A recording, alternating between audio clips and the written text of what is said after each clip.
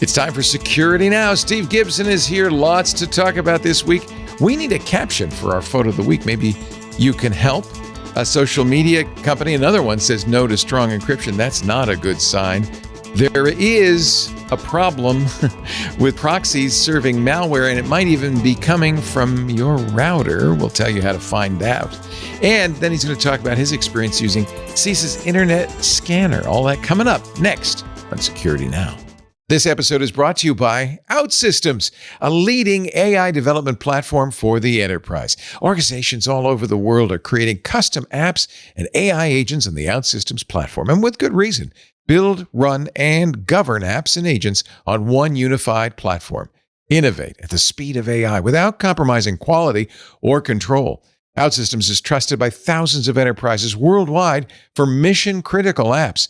Teams of any size and technical depth can use Outsystems to build, deploy, and manage AI apps and agents quickly and effectively without compromising reliability and security. With Outsystems, you can accelerate ideas from concept to completion. It's the leading AI development platform that is unified, agile, and enterprise-proven, allowing you to build your agentic future with AI solutions deeply integrated into your architecture. Outsystems.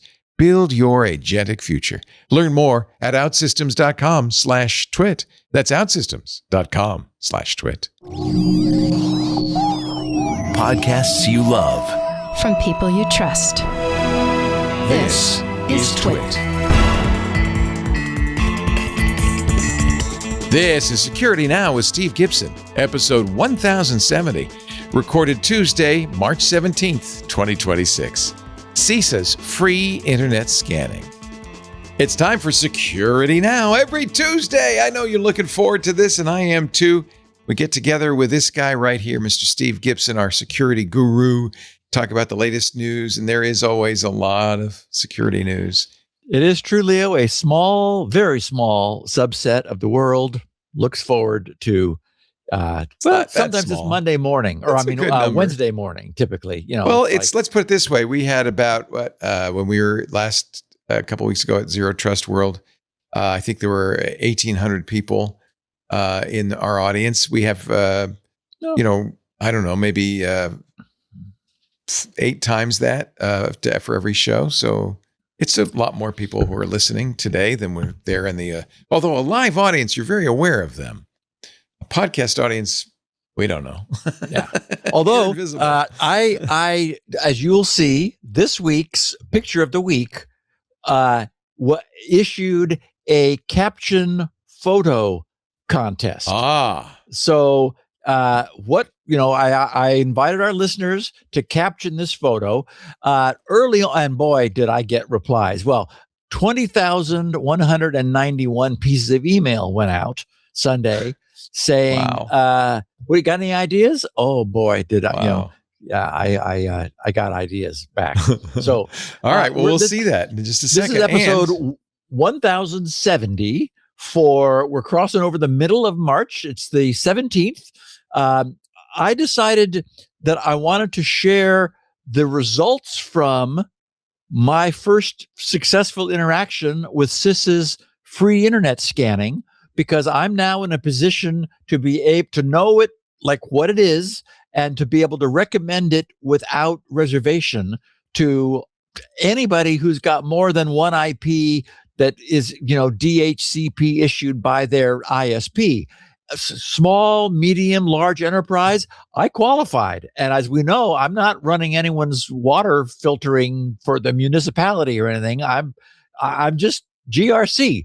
But so it turns out that barrier, which they talk about as this is for, government agencies and local, state and federal, it's commercial enterprises are considered infrastructure in a very broad definition. So anyway, I'm going to tell everybody everything that I came away with from that, and also what it found in GRC's network. That I knew about it, but still, it was interesting, and it was a little bit of a cry wolf. But we're going to talk about the picture of the week, of course. Also, a mega social media company has decided to say no to their own strong encryption on their own messaging, which is interesting. Yeah. And what does that mean? WhatsApp is going to give parents more control, which we'll discuss that. I think that's also good. Consumer bandwidth proxying that we were just talking about in the context of that bright data, sort of semi-slimy, so smart TV API. Turns out it's becoming a big deal. And I guess in retrospect, not that big a surprise. That is consumer bandwidth proxying. Also, Meta has purchased the Moltbook founder duo. Try to say that 3 times. We'll talk about that. The EU has given up and is settling upon a compromise with that controversial chat control. It turns out that ransomware negotiation may not be always what it seems, which should come as a surprise. CISA is compelling federal agencies to submit their logs to them. What? Also, is that a VPN in your pocket? Or maybe is that something more malicious? We're going to answer that question. Also, be very careful about what you download thinking that it might be AI. Once again, bad guys jump on anything that is popular, taking advantage of the enthusiasm of the moment.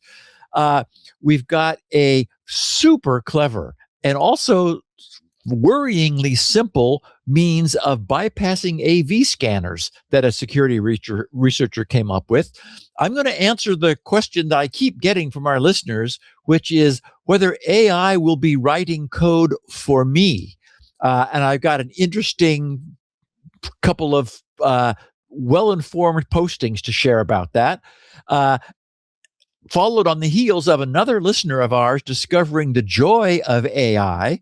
And then I'm going to share my experience with CISA's free internet scanning and unreservedly promote it to our listeners' enterprises. I just can't think of a reason why anyone who was able to and was qualified wouldn't want to enlist another piece of, another set of eyes looking at and confidentially reporting what they see from the outside. So I think, excellent. Leo, maybe it's worth tuning in this week. Well, you've done so already, so it's too late. I should mention it is St. Patrick's Day.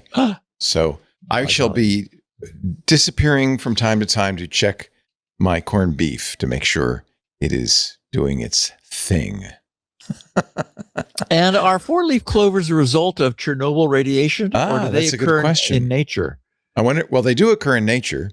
I know that because we had them before Chernobyl, but I wonder if there are more of them than there used to be. Aren't they normally 3? And they get normally the 3. They are a mutation, I believe. Yes. Mark Thompson went to Chernobyl with a group. Like he thought that would be a cool place to go walk around, and he did report that there seemed to be an abundance of 4-leaf clover.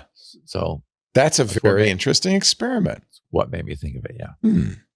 Yeah. We will get to our picture of the week and your caption contest in just a moment. But first, a word from our sponsor, Delete Me. Let me tell you, folks, if you've ever searched for your name online, if you've ever wondered how much of your personal data is out there on the internet, don't do it. It is a lot more than you can possibly imagine. Your name, your contact info. Steve and I did this, I don't know, about a year ago after a big breach, a big data broker breach, found our social security numbers, home addresses. It's not illegal to sell somebody's social security number. That seems like that should be illegal. It's not. On last week, we had Cindy Cohn, who's the executive director of EFF, on. She's written a new book about Privacy's Defender. And we talked about why we do not have comprehensive privacy legislation in this country. We do not have that protection. Well, fortunately, we have Delete Me, okay? I mean, the bad news, it's completely legal for data brokers to collect all this information about you, your family members, your employees, and then sell it online to anybody who wants it, including foreign nationals, law enforcement. It's not just marketers anymore, hackers. And of course, this can lead to terrible consequences: identity theft, phishing attempts, doxing, harassment. But now you can protect your privacy with Delete Me. I think everybody should be doing this. We first became aware of Delete Me when Lisa was phished. There were text messages sent out on her behalf. So they used her name and phone number, and they knew about her direct reports and what their phone numbers were, and they were able to text them saying, I'm stuck in a meeting right now. Can you buy some gift cards and send them out? So impersonation attack. Impersonation, that's the word. That was an eye-opener, because immediately I saw they know way too much about our corporate structure. So I think every business should have Delete Me for their middle management, their upper management, to avoid this. This certainly helps a lot. And it's something we've been subscribing to for a long time. In fact, every couple of weeks we'll get a Delete Me email, which is great, telling you what they found, what they've removed. Delete Me it's a subscription service. So it's not a one and done. It will remove the personal information you specify from hundreds of data brokers. There are more than 500 at last count, and new ones every day, so it might even be more than that. You sign up, you provide Delete Me with you tell them what you want removed. So they don't remove too much, right? I don't want my social out there. That kind of thing. I don't want my phone number out there. Their experts will take it from there. They will go one by one and get your stuff gone. And then, as I said, they'll send you regular personalized privacy reports telling you what info they found, where they found it, what they removed. And they will do this again and again because data brokers are like cockroaches. You can't just exterminate them once. They come back, and there's new ones all the time. You need Delete Me to constantly work for you. They always are monitoring. They're always removing the personal information you don't want on the internet. To put it simply, Delete Me does the hard work of wiping you, your family, your employees, your management's personal information from data broker websites. So take control of your data. Keep your private life private. Sign up for Delete Me. We've got a special discount for our listeners. This is on the individual plans. You'll get 20% off your Delete Me plan. JoinDeleteMe.com/twit. So that URL is very important. JoinDeleteMe.com/twit. Use the promo code TWIT at checkout. The only way to get 20% off is to go to JoinDeleteMe.com/twit and enter the code TWIT at checkout. That's JoinDeleteMe.com/twit. Offer code TWIT. We thank them so much, not only for supporting Security Now and the good work Steve does here, but for helping keep us private and safe on the internet. So, Leo, before you look at the photo, I will just tell you that all I wrote across the top of it was Security Now's Caption That Photo contest. Okay. And when you scroll up, you'll see why. Oh, boy. Oh, boy. Now, we were talking about this. I don't know where this is, but Paul Thurrott and I were talking about this in Mexico. He lives in Mexico City. Mm-hmm. This is what the phone polls look like because if something doesn't work, they don't figure out what's not working. They just put a new one in. So many of these wires are probably non-functional. Tell us what we're looking at here. So, when I was growing up, we would have called this a rat's nest. Yes. And it is someone atop it's hard to describe this as a telephone pole, although these look like phone lines coming in. There's one in there somewhere, I think. And look, there's like boxes hanging from wires and wow. various size junction containers. And I do notice that there's a lot of loopage, like rolls of wire that are hanging. It would be really interesting to know where. Now, and as you noted, when something goes wrong, they just string another one. It's difficult to imagine that this actually functions, and one wonders how long ago this began. That and to allow this to occur to it. It's just anyway. So, in response, it's all I said was I didn't even I didn't have a chance to talk about it on the email that I sent out, but our 20,191 recipients said, "Oh, I got a name for that." And so the responses have been pouring in. in response to something that came in early that gave me an idea for what I think is going to I'm going to suggest as the winning caption, but we will see next week. In the meantime, those who are just listening to this, I don't think I could adequately prepare you for what you would actually see if you saw the photo in this week's show notes. It is beyond insane. And Leo, how did he get up there? Yeah. Like he must have had a crane plant him on the top of this, because you can't climb well, I guess you could climb the side, but then who knows how many wires you'd pull loose. So, wow. That's amazing. Anyway, yeah. I've had this photo in my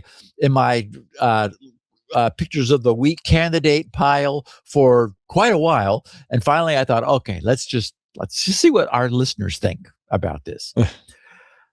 Okay. So, last week, the news, and we talked about this, of course, was that TikTok had decided and formally announced that it would not be adding end-to-end encryption to its already controversial enough short format video sharing platform, right? They said that, that is, TikTok said that we want to enhance our users' security, and doing that means being able to screen the content that our users are sharing and prevent illegal content from being shared. So they said that. Then what's somewhat surprisingly, last Friday, the Hacker News reported that Meta, of all people, or all groups, all companies, had announced their somewhat similar plan to back encryption out of Instagram. What? So the Hacker News wrote, Meta has announced plans to discontinue support for end-to-end encryption for chats on Instagram after May 8th, 2026. So I guess this was like a 60-day notice, right? March, April, May. They said the social media giant said in a help document, quote, if you have chats that are impacted by this change, you'll see instructions on how you can download any media or messages you may want to keep, which I thought was interesting. How is keeping messages relevant to ending end-to-end encryption? Maybe they're just going to start over. I don't know.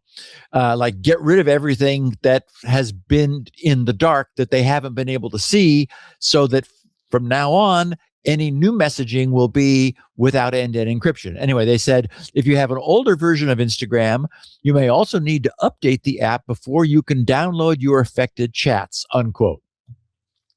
Hacker News said when reached for comment, this is what Meta had to say, quote, very few people were opting in to end-to-end encrypted messaging in DMs.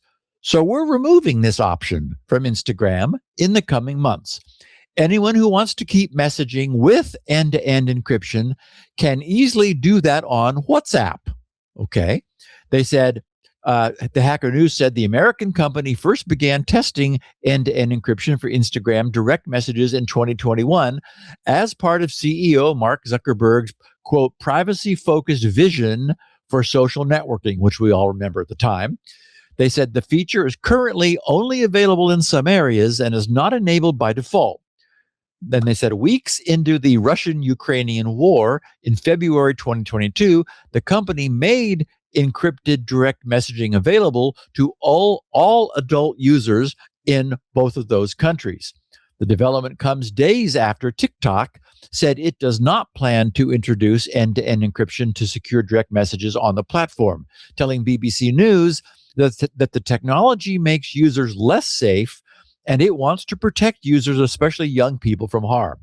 Last month, Reuters also reported that Meta proceeded with plans to adopt encryption to secure messages in Facebook and Instagram, despite internal warnings in 2019 that doing so would hinder the company's ability to detect illegal activities, such as child sexual abuse material, CSAM, or terrorist propaganda, and then flag those illegal activities to law enforcement. They said end-to-end encryption has been hailed as a win for privacy, as it ensures that only communicating users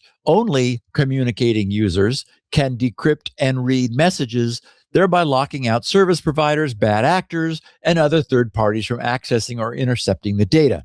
However, law enforcement and child safety advocates have argued that the technology creates a safe space for criminals, as it prevents companies from complying with warrants to turn over message content, a problem referred to as the going dark phenomenon. This year, the European Commission is expected to present a technology roadmap on encryption. We'll have a little more to say about that in a minute.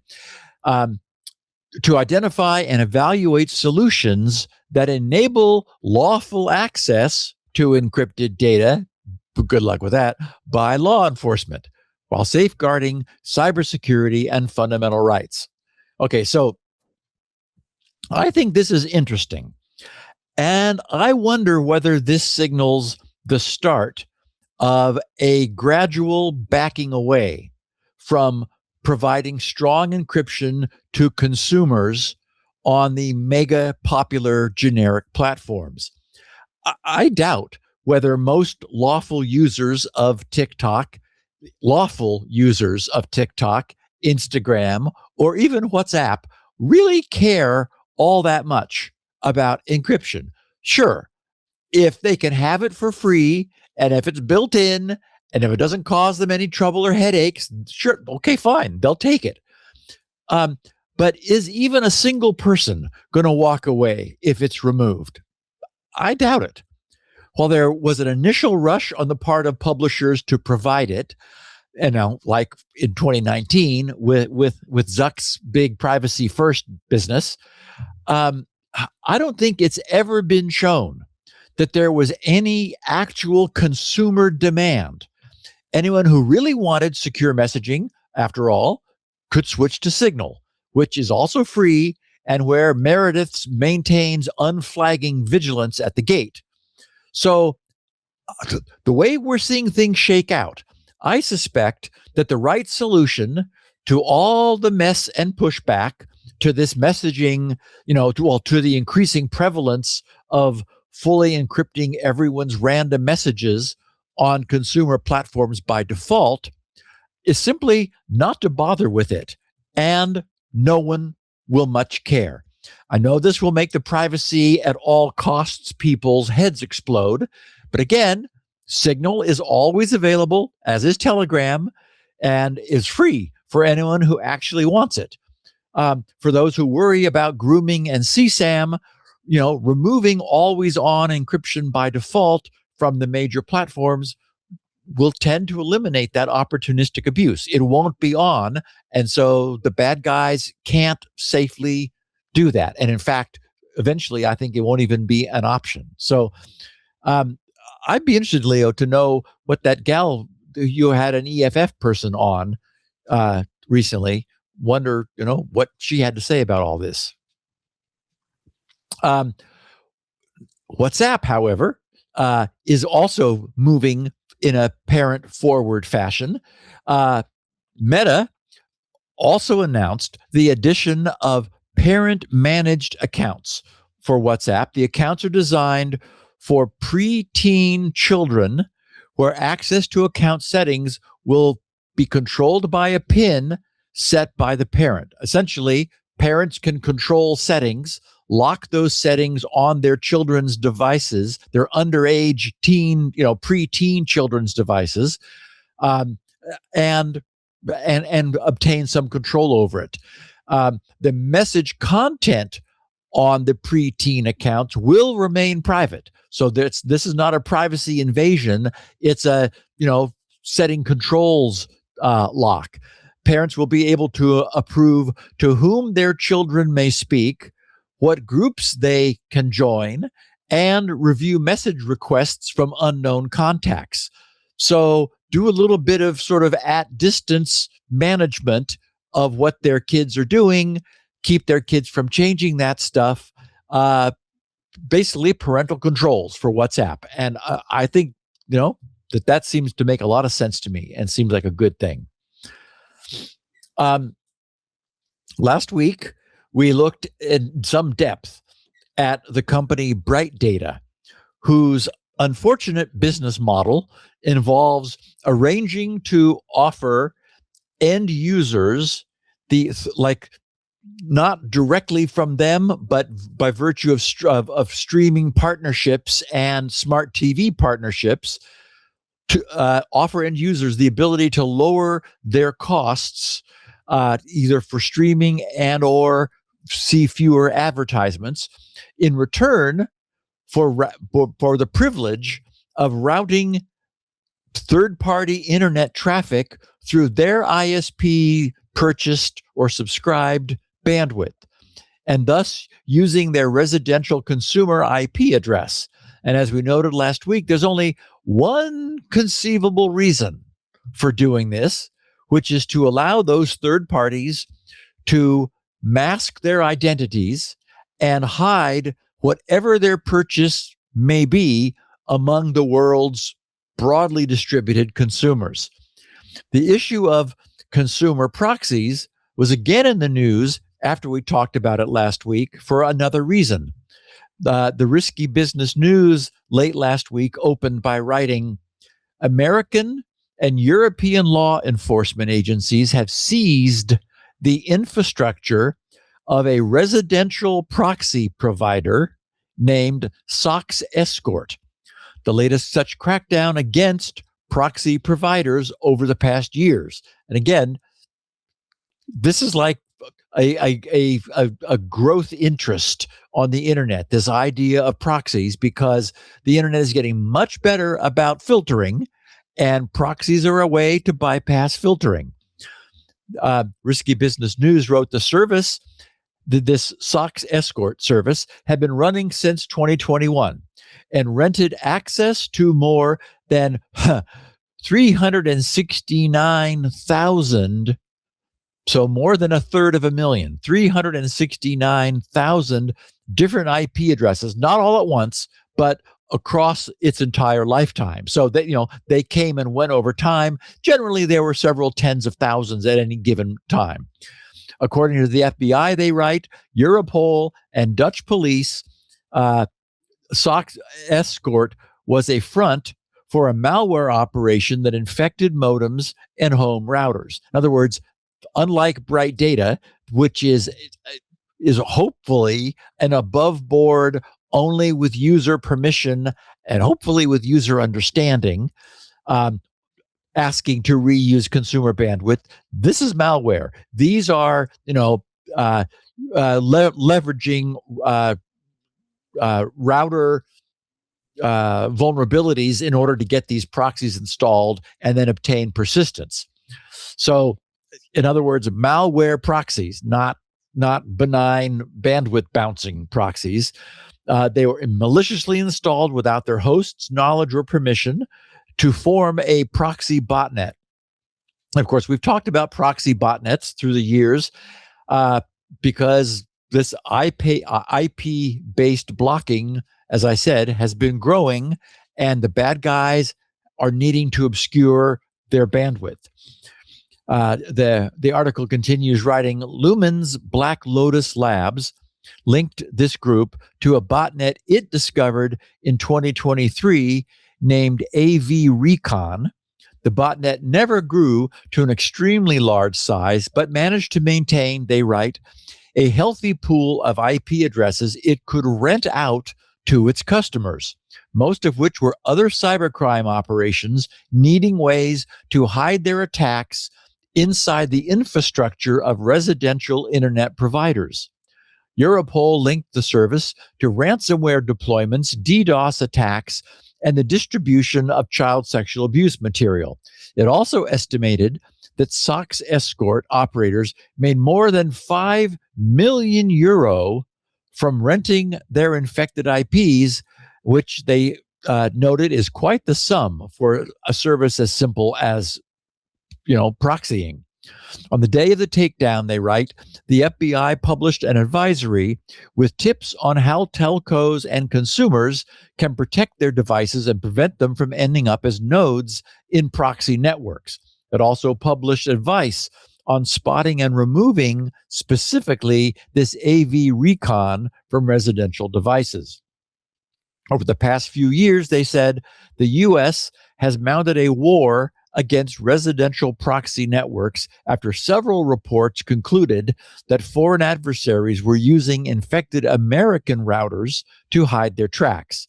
Law enforcement takedowns have targeted both private proxy networks like ORBs or operational relay box networks, but also residential proxy providers. The difference between the two is that ORBs are typically built and managed by the threat actors for their sole use. So those are essentially proxies installed somewhere, while a residential proxy provider is a service built for an operator's financial gain, typically rented out to whoever has the money. And they finish saying, past proxy using botnets that were taken down include 911S5, AnyProxy, 5SOX, RSOX, Flax Typhoon's Raptor Train, Volt Typhoon's KV Botnet, APT28's MooBot, VPN Filter, and others. So in other words, the idea of proxying is a hot commodity on the internet today. Our takeaway is that while bad guys, again, probably have very little interest in the contents of any random person's internal network, and for that we can be thankful, and let's hope that doesn't change soon, there is substantial interest in using and abusing any distributed bandwidth they are able to obtain. Being able to hide and emit their junk, whatever it is, attacks, probes, whatever, from residential IPs, from the IPs of users who have no idea that's what's going on, that's of huge value to them. And in fact, way back in time, when I tracked down that kid that had been DDoSing GRC, I got the FBI to work with me. I had the IP address of a source of the attacks because the source IPs were not spoofed. We located a family a few miles from me, and I made a house call and looked at their computer. It was infected. They had no idea this was going on behind their back. They were horrified. And of course, I was interested because I wanted to get a sample of this thing in order to reverse engineer it, which I did. And in return for that, I disinfected their computer for them. But that's an example of, this happening behind people's backs and nobody had any idea. So we've also learned that substantial interest in, I said there is substantial interest in using and abusing any distributed bandwidth the bad guys can obtain. And what we know is that substantial interest in equates to substantial pressure to get in. That is, bad guys want in to people's NAT routers. So keeping the bad guys out means resisting any temptation to rely on a border router's authentication mechanisms. We see time and time again, you just can't. Any NAT router without any deliberately exposed WAN side services is going to be inherently bulletproof. If traffic is only originated from inside and is only allowed to come back in from outside when it matches what first went from inside out. So it's a firewall unless you poke holes in it. Poking holes in it means unsolicited connections from the outside in, because, for example, you just couldn't resist turning on remote web access to your router's management interface. I can resist that. Please resist.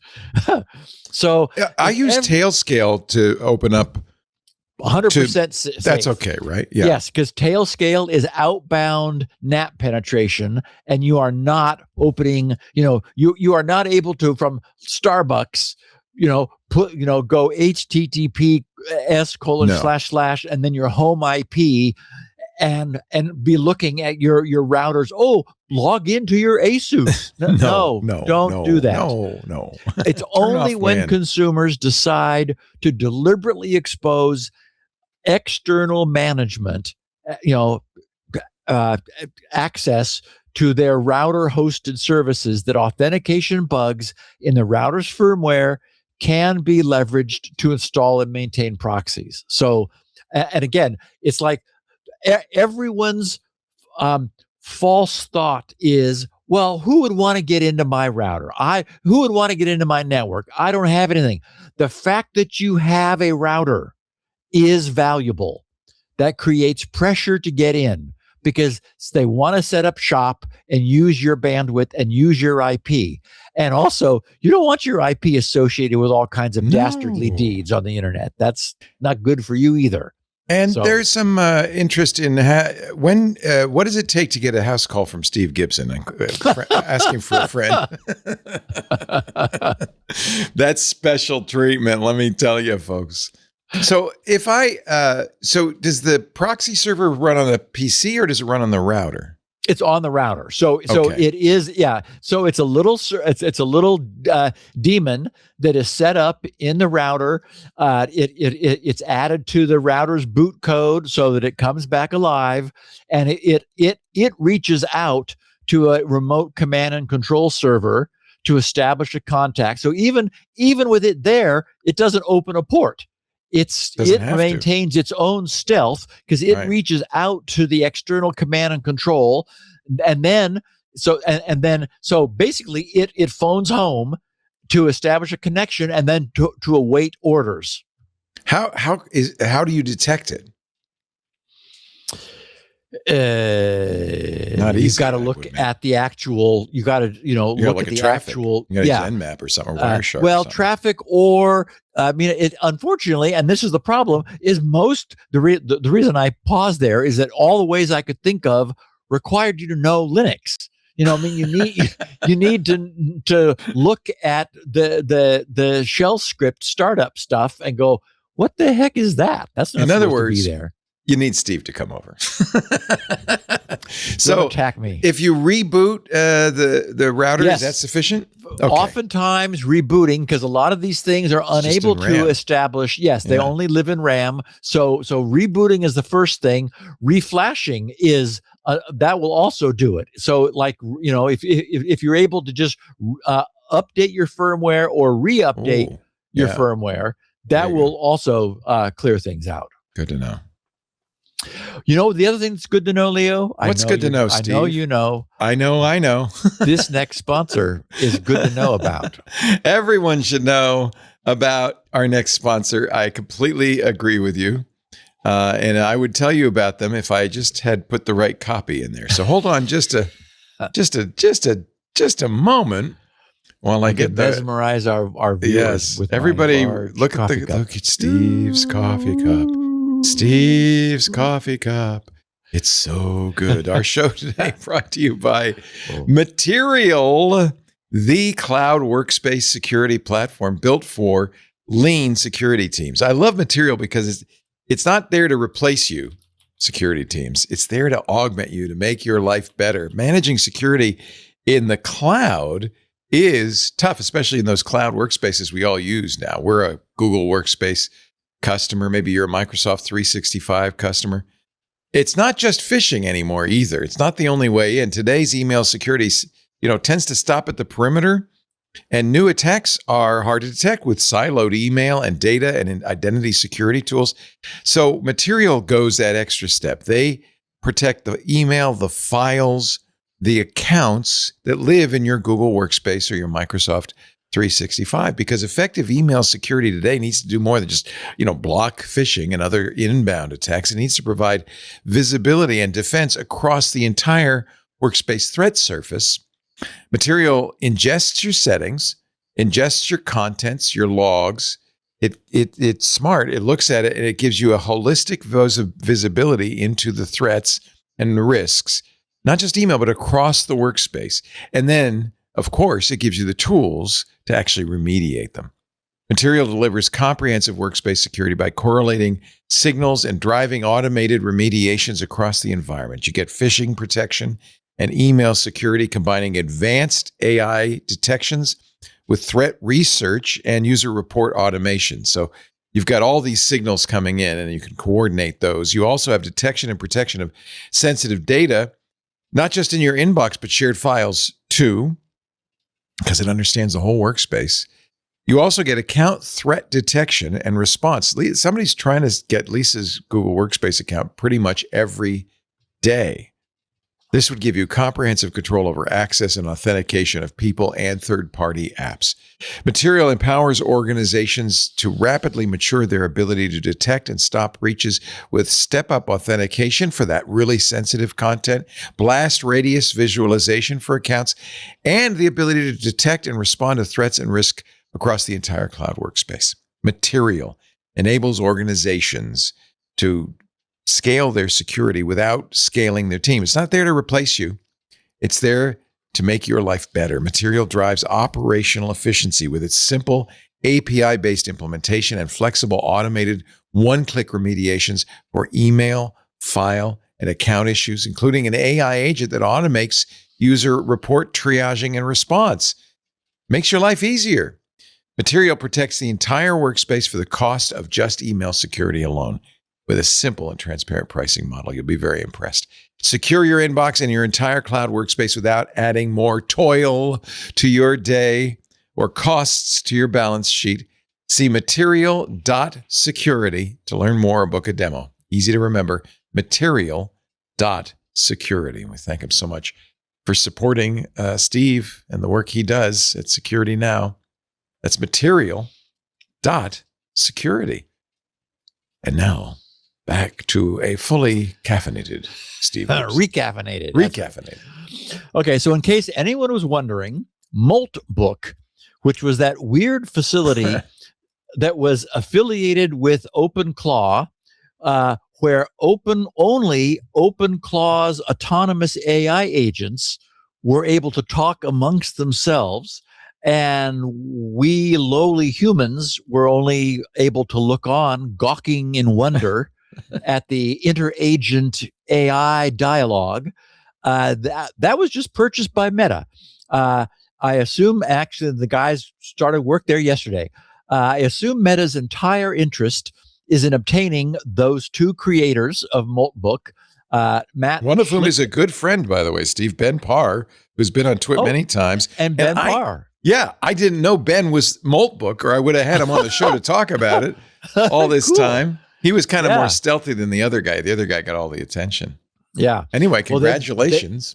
Yes, and I'm sure they're being well compensated. I hope so. They both started working at Meta yesterday on the March 16th in Meta's MSL, which modestly stands for M is not for modest. M is for Meta. Like literally, this is what they call themselves: Meta Superintelligence Labs, MSL. Anyway, Matt has been working on autonomous AI agents since 2023, and he launched Moltbook in late January as an experimental third space, as they put it, for AI agents. And Moltbook was built largely with the help of his own, Matt's personal AI assistant, which he named Claude Clauderberg.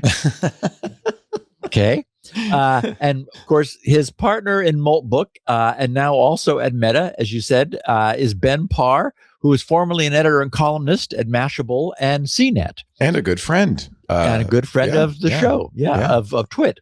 So apparently, Moltbook continues to be available through Meta, although they indicated that they weren't certain what its future might be. So it's not clear whether they're going to bother to keep it going, but for now it is. The typical corporate speak statement from Meta, as reported by Axios, was that, quote, the Moltbook team joined MSL joining MSL opens up new ways for AI agents to work for people and businesses, unquote, which of course says nothing. And I doubt that even they know what they mean by that. But that's how these sorts of acquisitions go, where it's the people that are actually being acquired. Meta doesn't care about Moltbook at all. They just want those guys. Although I imagine that they want to somehow capitalize on this agentic future. And yes. And extend Facebook to agents. Why not? God help us, Leo. I know. I mean, the real problem with Moltbook, besides the fact that it has had a terrible security model, was that humans could get in too. So we never really knew. If it was only AI-generated dialogue, right? Right. Okay, so the good news is that the EU was unable to secure the votes needed to pass its most recent attempt to force all communication services to monitor their users' communications. I mean, we were balancing on a razor's edge there for quite a while. It's like this could almost happen, and finally, Germany reversed their previous. Yeah, we think that we probably should vote, and they said, "Okay, no, we're not going to," and that killed the whole thing. So what we have instead is an extension of the previous, what's been called voluntary chat control, which, as I said, that's what's already been in place. Last Wednesday, the 11th of March, Heise Online covered this news, writing, the EU Parliament approved a renewed extension of voluntary chat control, which is in quotes because that's not really the official name, but that's what we all call it, to combat child sexual abuse in Strasbourg on Wednesday. After the initiative surprisingly failed in the responsible committee a week ago, MEPs are now attaching clear restrictions to the extension. The regulation creates a temporary exception. This is, remember, we were just talking about how COPA would need to be amended, Leo, in order to allow kids to disclose that they're children, but that would be a breach of COPA because you're not supposed to know that. Right. Well, here we have the same that would kind of be a hint that something's wrong here. Yeah, we got the same thing happening here, because you can't even voluntarily look at people's data under EU regulations. So what we have is an amendment to the regulation creating a temporary exception to the European data protection rules, allowing messaging services to scan chats for depictions of child sexual abuse. There's currently no agreement on a long-term solution, which is what the EU Commission and member states were hoping to get. Providers of messaging services, Heise wrote, may automatically scan their platforms for digital traces of child pornography. The search for adults who prey on minors, known as grooming, is also under debate because this violates the EU directive on the protection of privacy. The EU hastily created an exception regulation in 2021. This exception regulation, which has already been extended once, now again, is valid until the beginning of April and was supposed to be renewed until April 2028 at the request of the EU Commission. Last week, however, the Commission's proposal surprisingly failed in Parliament's Committee on Civil Liberties, Justice and Home Affairs. They're just having all this trouble with this. In a new compromise, Parliament has now agreed to an extension until August 2027. At the same time, MEPs voted for a clear limitation of powers to search for already known material and only for users or groups suspected of concrete wrongdoing, thus not just a blanket search everybody. Furthermore, encrypted chats should not be affected. Well, practically they can't be because they're encrypted. A spokesperson for the Committee on Civil Liberties, Justice and Home Affairs said, quote, this exception is a temporary, strictly limited instrument that allows providers to continue their voluntary detection measures under certain conditions. The extension must also maintain end-to-end encryption. These restrictions correspond to Parliament's draft for a long-term solution. These will be the subject of upcoming negotiations with the Commission and member states. Only when an agreement is reached here can the renewed extension come into force. There's currently no majority in Parliament for far-reaching surveillance powers, such as arbitrary chat control. That's what we were talking about before, that Germany vacillated on and then said no. The Council of Member States has also moved away from this after a long struggle, right? However, this does not make a permanent voluntary solution any easier, especially since it also affects the fundamental rights of EU citizens, which are protected from this. While the Commission and member states want to make the controversial exception regulation permanent, the EU Parliament insists on significant restrictions. For example, error-prone technologies such as AI should not be used in the search for child pornographic depictions. Scanning text messages for grooming attempts should also remain prohibited. So if anybody thinks this sounds like a huge mess, then you have been paying attention, because yes, this is the EU they're in a big scramble and confusion. They're in a pickle. Boy, yes. The good news is that saner heads prevailed, and since they weren't able to push anything forward, they at least didn't move anything backward. And companies that have been doing some of their own platform-based CSAM screening, as we know some major providers have, this gives them the cover to continue to do so without requiring them to do it, nor requiring them not to offer their own internal encryption for their users to whatever degree they wish to. So, for now, that's what we have, and it's probably the best that we could hope for. They're unwilling to drop it, but they are unable also to push it forward. So they're just extending the voluntary chat control, and maybe that'll calm down over time. It's so telling that in both the US and the EU, any attempts to do this have to require exceptions to existing privacy laws. It's like the age verification stuff in the US, they have the whoever it is, the Department of Commerce had to give an exception to the COPPA rules, the Child Online Privacy and Protection Act rules, because, well, if you're going to ask people's ages, that's a violation. Isn't it telling that the thing you want to do is a privacy violation? That should tell you something. Oh, well, yeah. I'm asking too much. Yeah. Anyway. There was a piece that one of our listeners sent me that I looked at, and I can't remember now what the publication was in, but the people were just going crazy, calling any indication of, I know what it was. It was that Meta had secretly been supporting nonprofits to the tune of $2 billion. I think that was the number, across the country, for them to be pushing on behalf of the need for age determination. Oh, yeah. And pushing Google and Apple to push this onto their platform. And they were doing this secretly because they didn't want anybody to know that they were behind this. Yeah. Yes.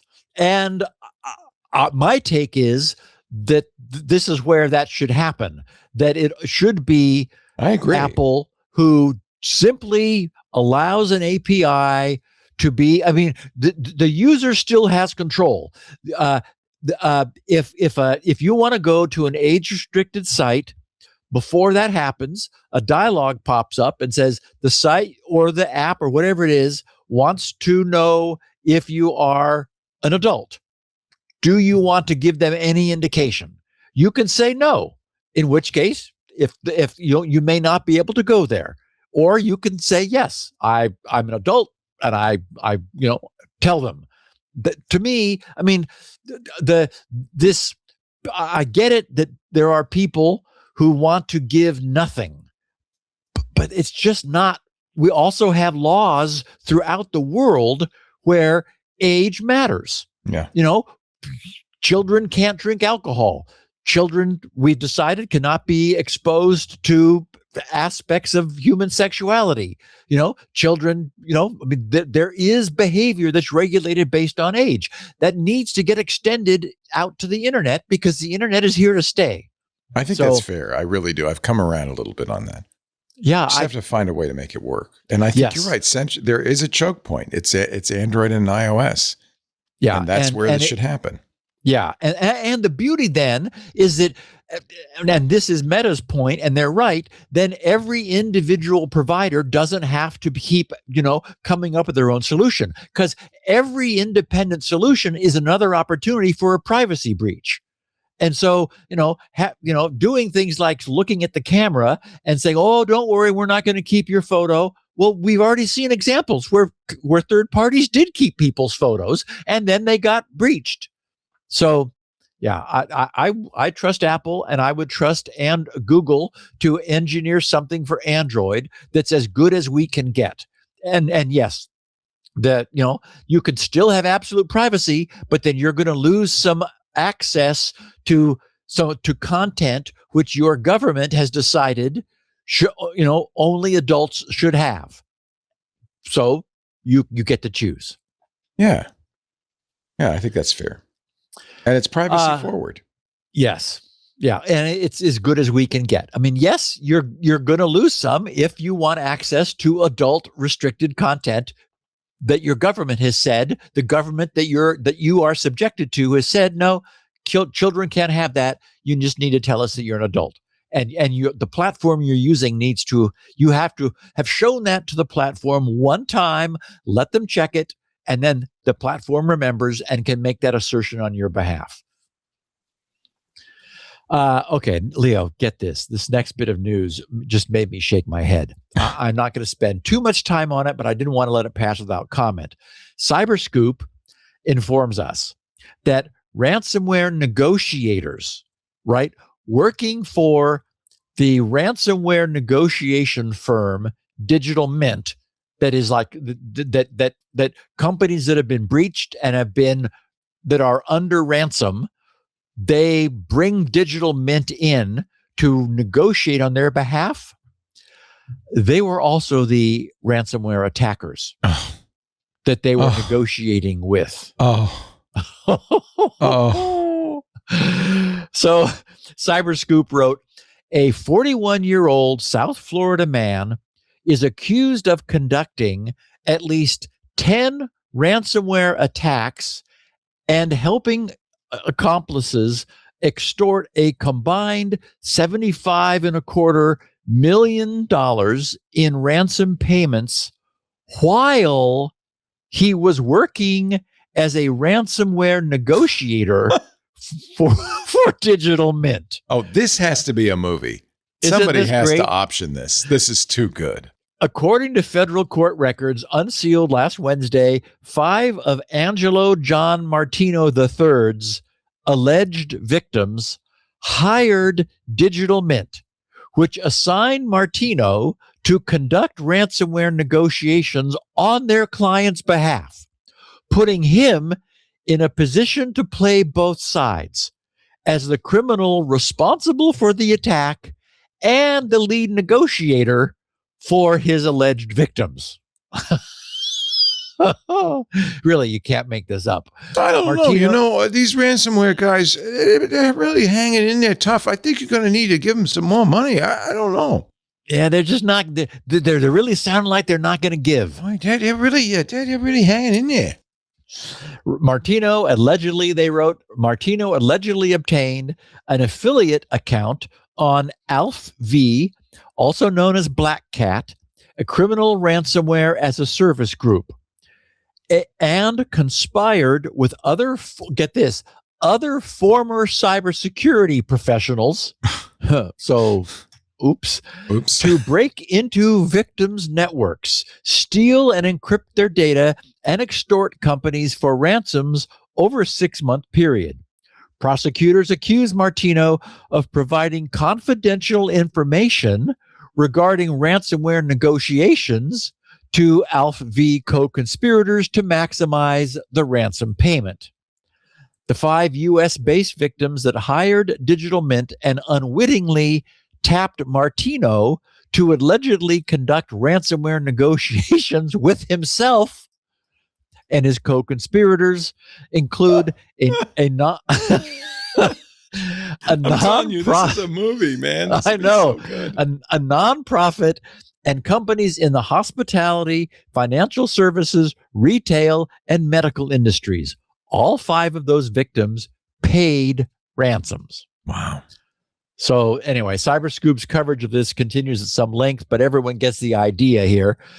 On the one hand, this obviously puts the guy who's negotiating both sides of the deal, as you noted, Leo, in the position to know exactly how much ransom his victim will actually pay. Now, just between us guys, what's the maximum you'd be willing to pay? I won't, we just want to find out what you're talking. Yeah, exactly. We're not. We probably don't. We don't want to go there. No, but just but so we know what what do we have to work with. Now, on the flip side, the upside, such as there is that the negotiator is also in the unique position to know for sure whether the attackers, since that's also him, will actually honor their promise to restore the victim's data and delete any copies they might have. I'm pretty sure that if you give these guys $1 million, they're going to give you the key. I'm pretty sure. That's right. I can't promise, but I have a good feeling about it. Seems like, the way they're talking, they seem like, they're bad guys, but they seem like good bad guys. This is a gutsy fella. That's, wow.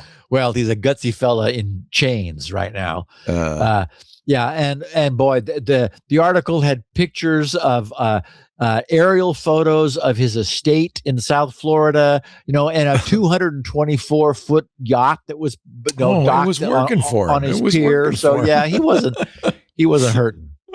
And he was married. You got to wonder what his wife thought. Like, honey, he doesn't really work that much. What do you do for a living? He closes his office door and mumbles into the Don't know.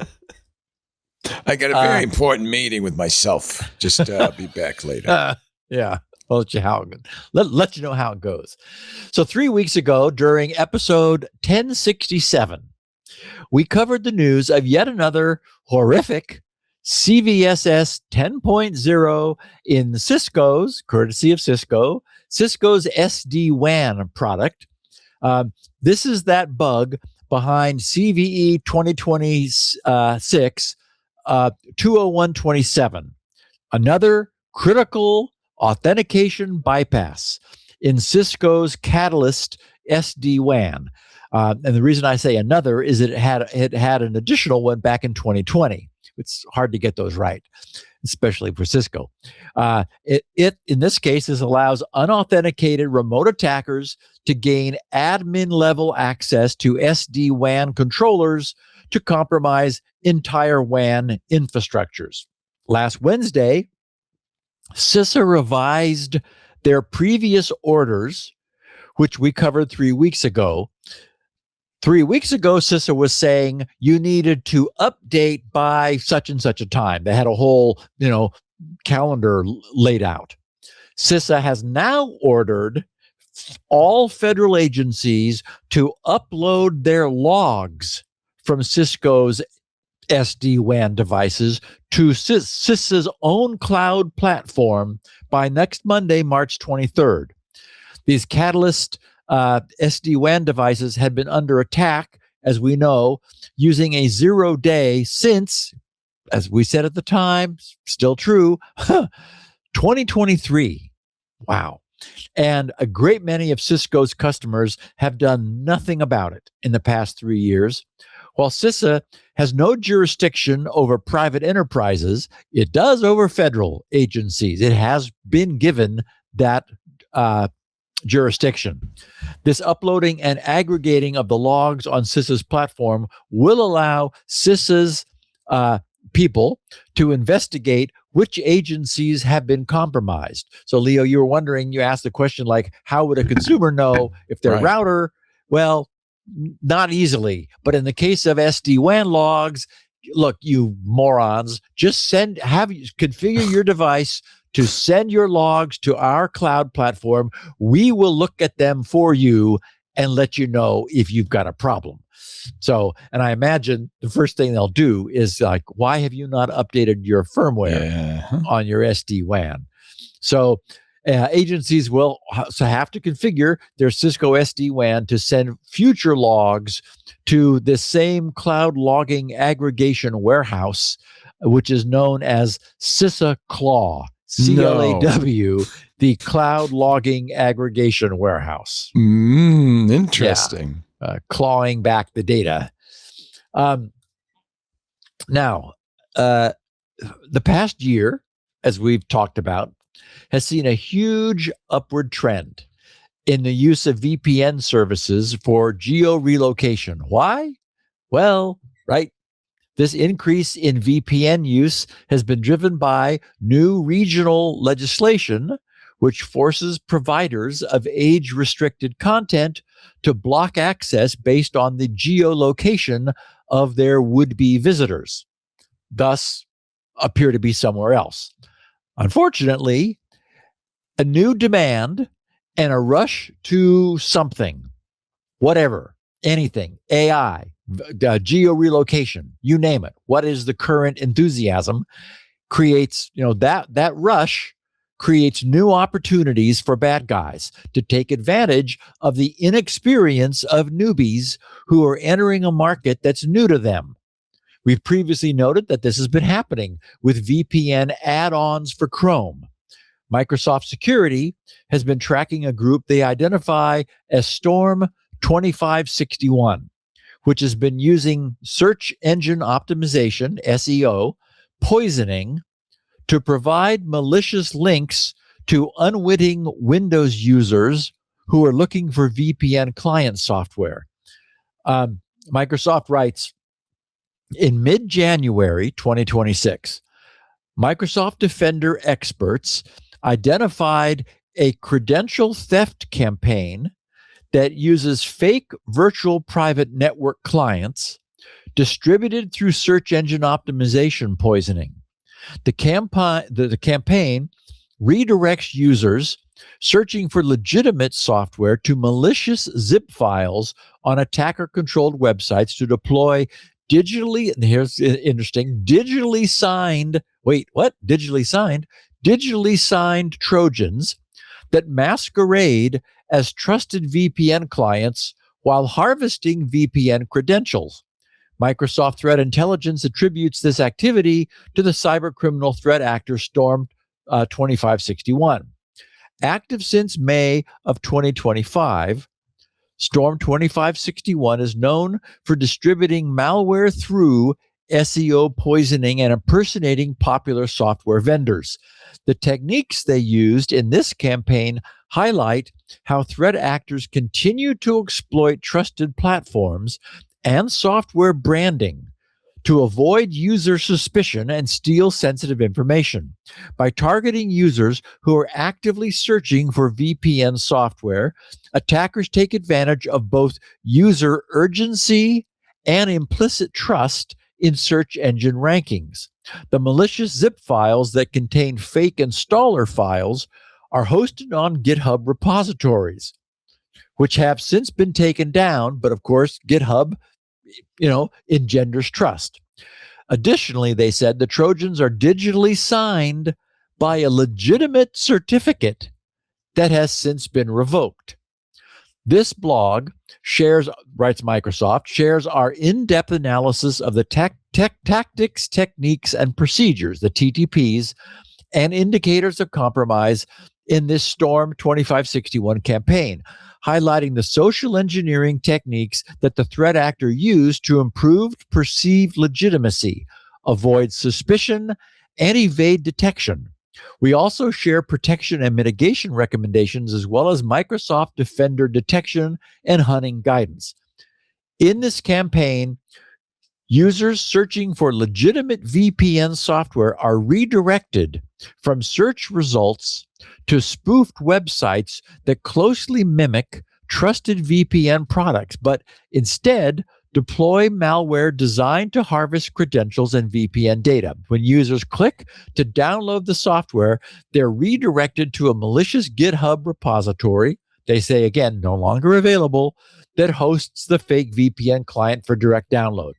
Okay, so I'll note that while Microsoft keeps reinforcing that the malware has been taken down, they know as well as we do that no sooner will one set of malware be taken down than its replacement will appear. In fact, it's more often the case that multiple sets of redundant malware have already been staged in place on GitHub and are just waiting to be linked to when the current malware in use is removed. This allows that malware to age a bit on the platform to increase its appearance of authenticity. So a takedown of one set, while certainly useful and necessary, should by no means suggest to anyone that the threat has been, in any way diminished. This is a classic case of whack-a-mole, and while it's true that the game must be played, it can never be won by playing catch-up. Another mole will always be ready to pop up somewhere else.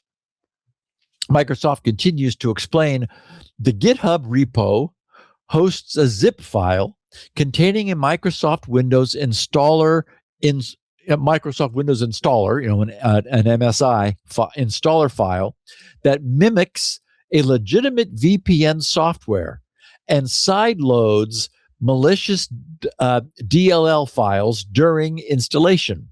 The fake VPN software enables credential collection and exfiltration while appearing like a benign VPN client application. So, for example, an unwitting user believes they're getting a VPN. They download the VPN, install the client, activate the client. It says it's connected to the remote VPN server, and they then go to wherever they are wanting to VPN to and log in. None of that is true. So the bad guys obtain the credentials they use to log into wherever they were trying to VPN to. So it is very crafty. This is the way enterprises end up getting penetrated and being ransomed by somebody from Digital Mint who's working for the bad guys or themselves. So Microsoft said this campaign exhibits characteristics consistent with the financially motivated cybercrime operations employed by Storm 2561. In other words, ransomware. The malicious components are digitally signed. This was interesting, by Taiwan Lua Near Information Technology Company Limited. Okay. The initial access vector, they said, relies on abusing SEO to push malicious websites to the top of search results for queries such as Pulse VPN download or Pulse secure client. So you put that into Google, and the first link is this bad one. They said, but Microsoft has observed spoofing of various VPN software brands, not just Pulse, and has observed the GitHub link at the following two domains, vpn-fortinet.com and ivanti-vpn.org. Once the user lands on the malicious website and clicks to download the software, and again, when you go to this malicious website, if you're not paying attention, if you don't know what the domain should be, it looks legit. It looks 100% like, oh, good, I just got to the home of Pulse VPN Secure. I'm going to download the secure client. Why wouldn't you? They said once the user lands on the malicious website and clicks to download the software, the malware is delivered through a zip download hosted at github.com/latestver/VPN/releases/download VPN-client2/VPN-client.zip. Looking at that URL is like, okay, what's bad about that? Looks fine. So they said when the user launches the malicious MSI, masquerading as a legitimate Pulse secure VPN installer embedded within the downloaded zip, the MSI file installs pulse.exe along with malicious DLL files to a directory structure that closely resembles a real Pulse secure installation path. It's common files /pulse space secure. This installation path blends in with legitimate VPN software to appear trustworthy and avoid raising user suspicion. Alongside the primary application, the installer drops malicious DLLs dwmappy.dll and inspector.dll into the Pulse secure directory. The dwmappy.dll file is an in-memory loader that drops and launches an embedded shellcode payload that loads and launches the inspector.dll file, a variant of the InfoStealer Hyrax. The Hyrax InfoStealer extracts URI and VPN sign-in credentials before exfiltrating them to attacker-controlled command and control infrastructure, which is how the bad guys learn how to log into, like, your enterprise that you're intending to VPN to securely. In other words, no one wants this software, any of this software, anywhere near any of their computers. It's all bad. Microsoft noted that the files were all signed. As I've been saying, no code these days can get off the ground any longer without being signed by someone. In this case, Microsoft also explains, writing, the MSI file and the malicious DLLs are signed with a valid digital certificate, which is now revoked. The Taiwan Lua Near Information Technology Company Limited. This abuse of code signing, they wrote, serves multiple purposes. It bypasses default Windows security warnings for untrusted code, might bypass application whitelisting policies that trust signed binaries, reduces security tool alerts focused on unsigned malware, and provides false legitimacy to the installation process. They said Microsoft identified several other files signed with the same certificates. These files also masqueraded as VPN software. Okay, so Microsoft described this as an abuse of code signing. Okay, I suppose it's an abuse of the intent of code signing, but I'd be inclined to call it a failure of the code signing requirement to prevent the use of malicious software. Because, right, the bad guys didn't abuse code signing. They used code signing to abuse the process code signing was designed to prevent.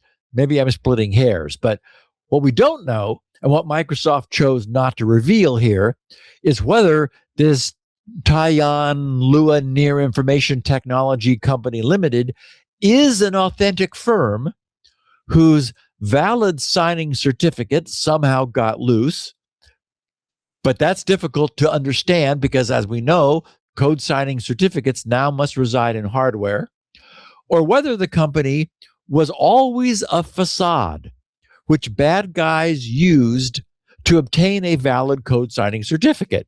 Microsoft also chose not to reveal who signed their certificate.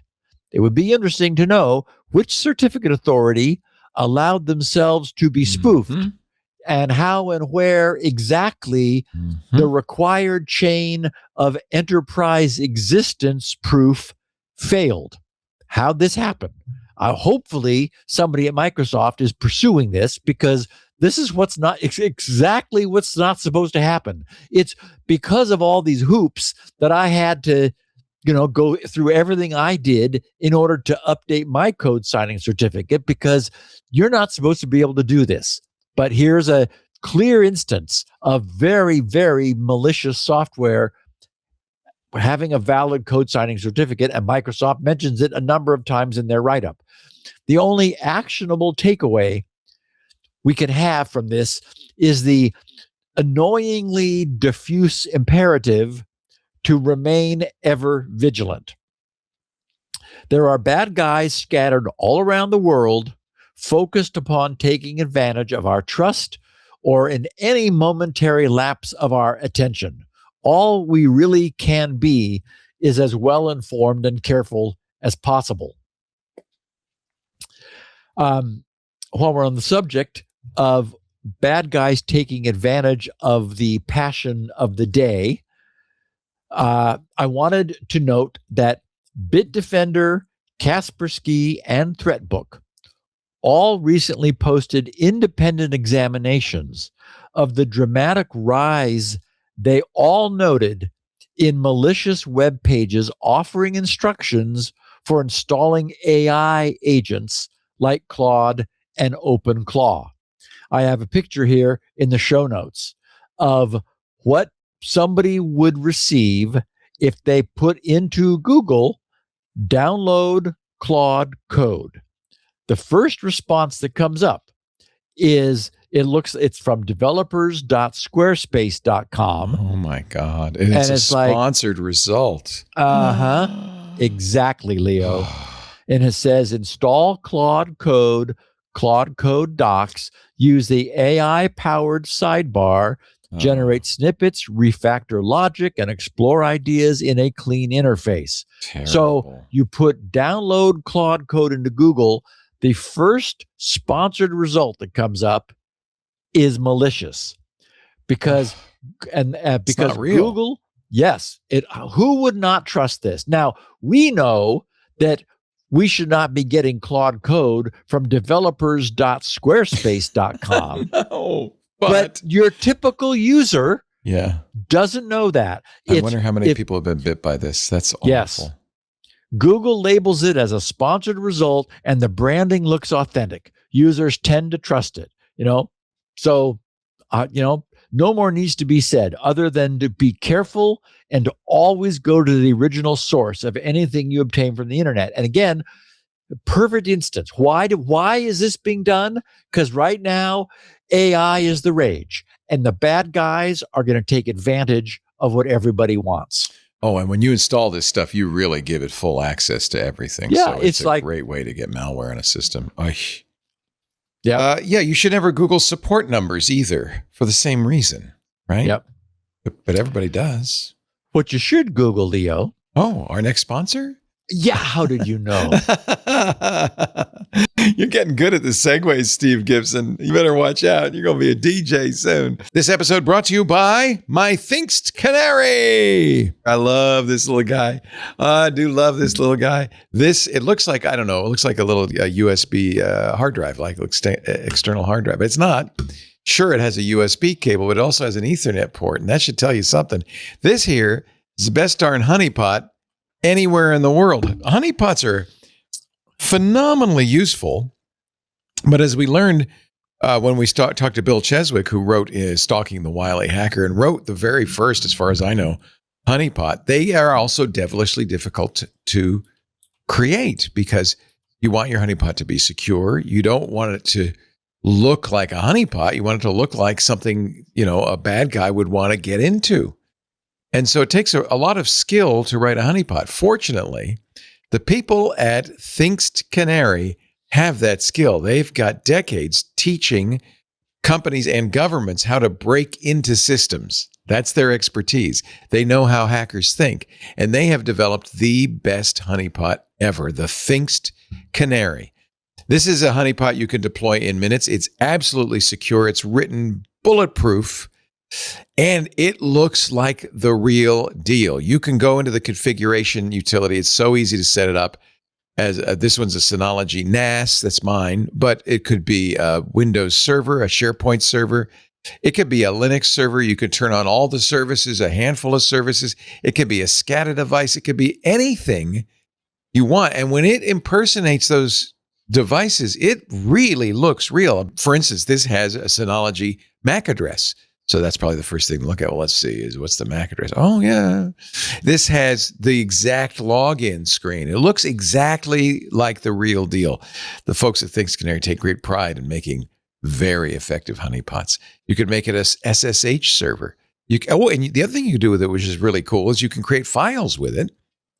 So that look like the real deal, like Excel spreadsheets or PowerPoint documents, or even things like WireGuard configurations, Cisco SD-WAN configurations, anything that a bad guy might want to get into.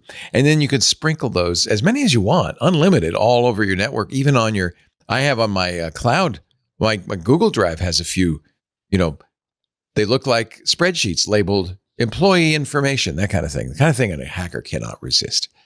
Now, this is why this is great. If someone is accessing one of those lure files or brute forcing your fake internal SSH server, your Thinkst Canary will immediately tell you you have a problem. You don't get false alerts.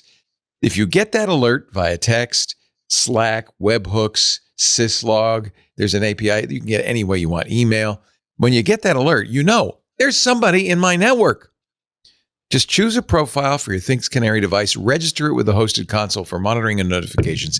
Then you sit back and you wait. You relax, because the minute an attacker breaches your network or a malicious insider starts looking around your network, they can't help but make themselves known by accessing your Thinkst Canary. Now, you should have one for every network segment. Big bank might have hundreds of these scattered all over the place. Small operation like ours, just a handful. But let me give you an example. Go to canary.tools/twit. For $7,500 a year, you'd get 5. You get your own hosted console. You get upgrades. You get support. You get maintenance, of course. And if you use the code TWIT in the How Did You Hear About Us box, you'll also get 10% off the price for life. Now, you can always return your Thinkst Canary with their 2-month money-back guarantee, and you get a full refund. That's 60 days. And I should tell you, next month, it'll be the 10th year that we've been talking about these Thinkst Canaries, a whole decade. I should say that during all of those years, nobody has ever asked for that refund, ever. Because once you get one of these, how did I live without it? Visit canary.tools/twit. Enter the code TWIT in the How Did You Hear About Us box. 10% off, and not just for the first year, but for as long as you have your Thinkst Canaries. Every network needs at least one of these, many of these, really. One for every segment, I would say, at least. How else will you know if there's an intruder? This is your intruder alert. Thinkst Canary at canary.tools/twit. Don't forget the offer code TWIT. Thank them so much for their support. Yeah, Steve, we're going to the RSA conference next Tuesday. I'm very excited. Very cool. Going to have a lot of fun. Sometime you have to come up for that. Have you ever been? That's where I met Stina. Oh, you met Stina coming down the escalator. That's right. Yep. Stina from YubiKey. Yeah, Yubico. Yeah. On we go with the show, sir. Okay, so this is so...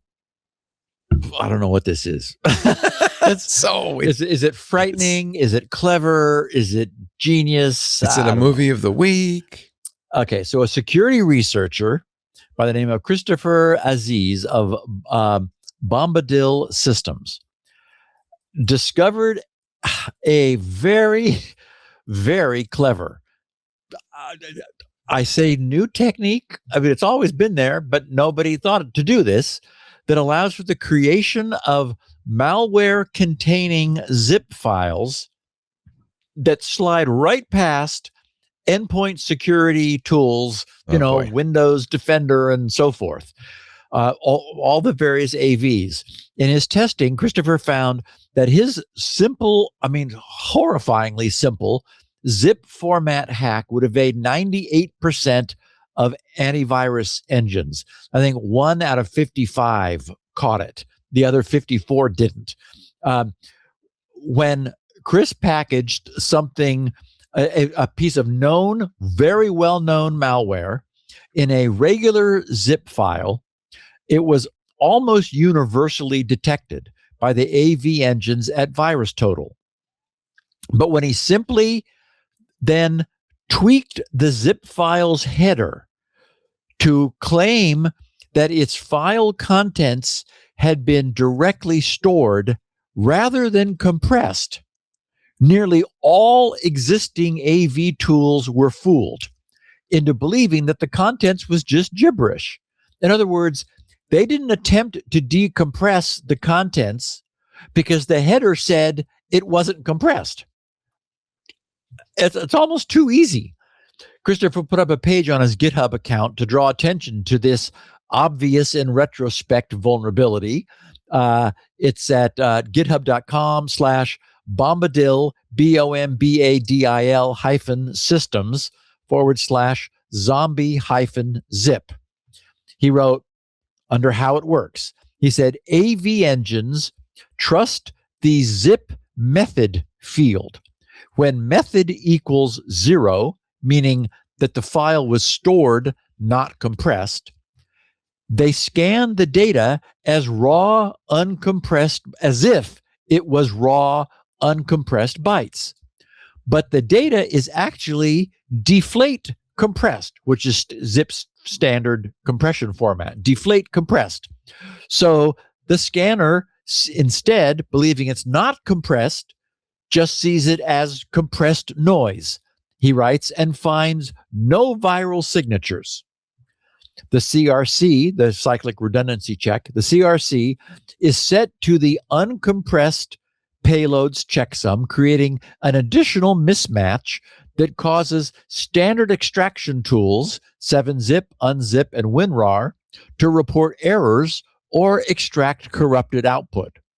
He said, however, a purpose-built loader, meaning a loader that knows what has been done, that ignores the declared method and decompresses as deflate, recovers the payload perfectly. He said the scanner, the vulnerability is scanner evasion. Security controls assert no malware present here, while malware is present and trivially recoverable by attacker tooling. As for the attack vector, this is not an end-user extraction vulnerability. This is a staged delivery smuggling technique, meaning that you would, malware, some script or something running that's already running would download this. Because of this simple hack, it would get into the system bypassing all AV screening, and then it would know how to decompress this back into its fully malicious, uncompressed state. So he said it's a staged delivery smuggling technique. First, a malicious payload packaged in what he calls a zombie zip with a modified header. The zip transits security boundaries, email gateways, network scanners, endpoint AV. Scanners read method equals 0, scan compressed noise, and report, yep, all clean. A purpose-built loader or dropper decompresses the payload programmatically. The payload materializes and executes. He says this is consistent with established malware delivery patterns, known having previously been seen in ISO smuggling, HTML smuggling, cab abuse, and so forth, where attackers use custom loaders rather than consumer extraction tools. So, what was affected? He said 50 out of 51 AV engines on VirusTotal were fooled.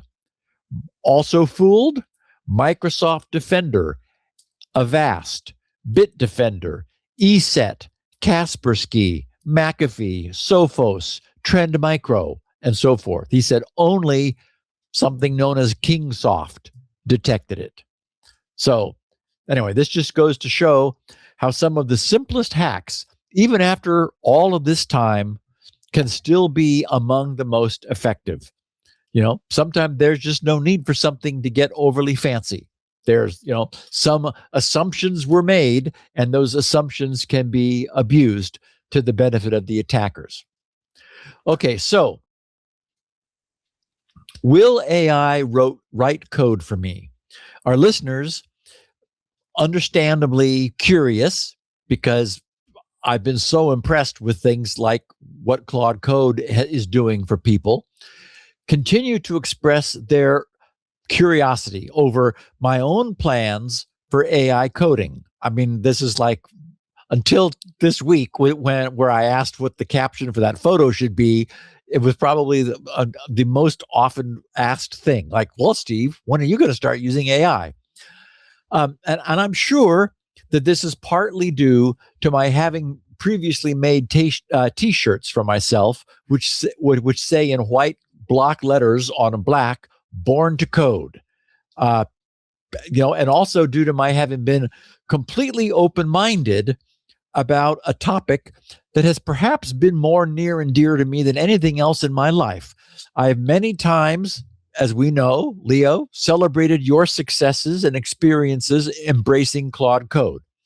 And I've shared many of our listeners' similar stunned, mouth left hanging open experiences when AI produced code for them that made their computer do things they never imagined they'd be able to obtain for themselves. And in fact, I'll be sharing another instance of that here after this. Obviously, something huge has happened. The question remains what that is exactly. As I settled down last Saturday morning to begin assembling today's podcast, I decided to log into X to see whether any of our listeners might have posted a candidate picture of the week. That's where I used to get them. The good news is everyone has largely switched over to using email, as I have, but you never know. So it was serendipitous that when I happened to check, my feed contained several posts that were completely on topic for the question of AI and coding. I don't know, presumably Elon's X system knows of my interest in the topic and therefore dropped those into my feed. So the first post I want to share was written by a guy named Akash Gupta, who posts frequently on Medium of akashgupta.medium.com. If anyone's curious, I've got a link in the show notes with the spelling. His short bio says that he helps product managers, product leaders, and product aspirants to succeed. And that clearly is his focus. His posting quotes somebody who posted on the 13th, an Arvid Kahl, who just wrote, "Devs are acting like they didn't write slop code before AI." So sounds like this guy is defending AI produced code against people who are saying, it's sloppy. So Akash Gupta, who has a lot of experience with AI and product managers, he says in his posting, he writes, 41% of all code shipped in 2025, meaning last year, was AI generated or AI assisted. The defect rate on that code is 1.7 times higher than human written code. And a randomized controlled trial found that experienced developers using AI tools were actually 19% slower than developers working without them. Devs, he says, have always written slop. The entire software industry is built on infrastructure designed to catch slop before it ships. Code review, linting, type checking, CI/CD pipelines, staging environments, all of it assumes one thing. The person who wrote the code can walk you through what it does when the reviewer asks. That assumption, that is, that the person who wrote the code understands it, he says that assumption held for 50 years. It broke in about 18 months. He said when 41% of your code base was generated by a machine and approved by a human who skimmed it because the tests passed, the review process becomes theater. The reviewer is checking code neither of them wrote. The linter catches syntax, not intent. The tests verify behavior, not understanding. The old slop had an owner. Someone could explain why temp underscore fix underscore v3 underscore final existed, what edge case it handled, and what would break if you removed it. The new slop instead has an approver, different relationship entirely. He says, Arvid's right, the guy he was originally quoting, Arvid's right that devs wrote bad code before AI. The part he's missing, the entire quality infrastructure of software engineering was designed around a world where the author and the debugger were the same person. That world ended last year, and nothing has replaced it yet. So I like that just as a statement, and his post captures aspects of my own discomfort with using AI to create code that I'm going to put my name on. So the answer to the question of whether AI will write code for me would be not the AI we have today. Even before this, consider this, even before this AI coding revolution arose, I should objectively have at least been using C, right? But I'm so right. Come on. I'm so comfortable with assembly language. And I now have so much solid boilerplate written by me in assembly language through the years that moment to moment, the path of least resistance is just to keep using assembly. When I face the possibility of using something to write code for me, I'm immediately brought up short, wondering, how can I possibly know the code it creates is correct? The code I'm writing is never for a lark. I'm not writing it as a hobby. I'm always writing production code that I and others will depend upon. Either it's server-side code running on GRC's servers, or code that will form a product that bears my name. In either case, the code I need the code to be as correct as I'm able to make it. It's true that we know, strong perfectionist tendencies. I know that's one of the reasons people listen to this podcast.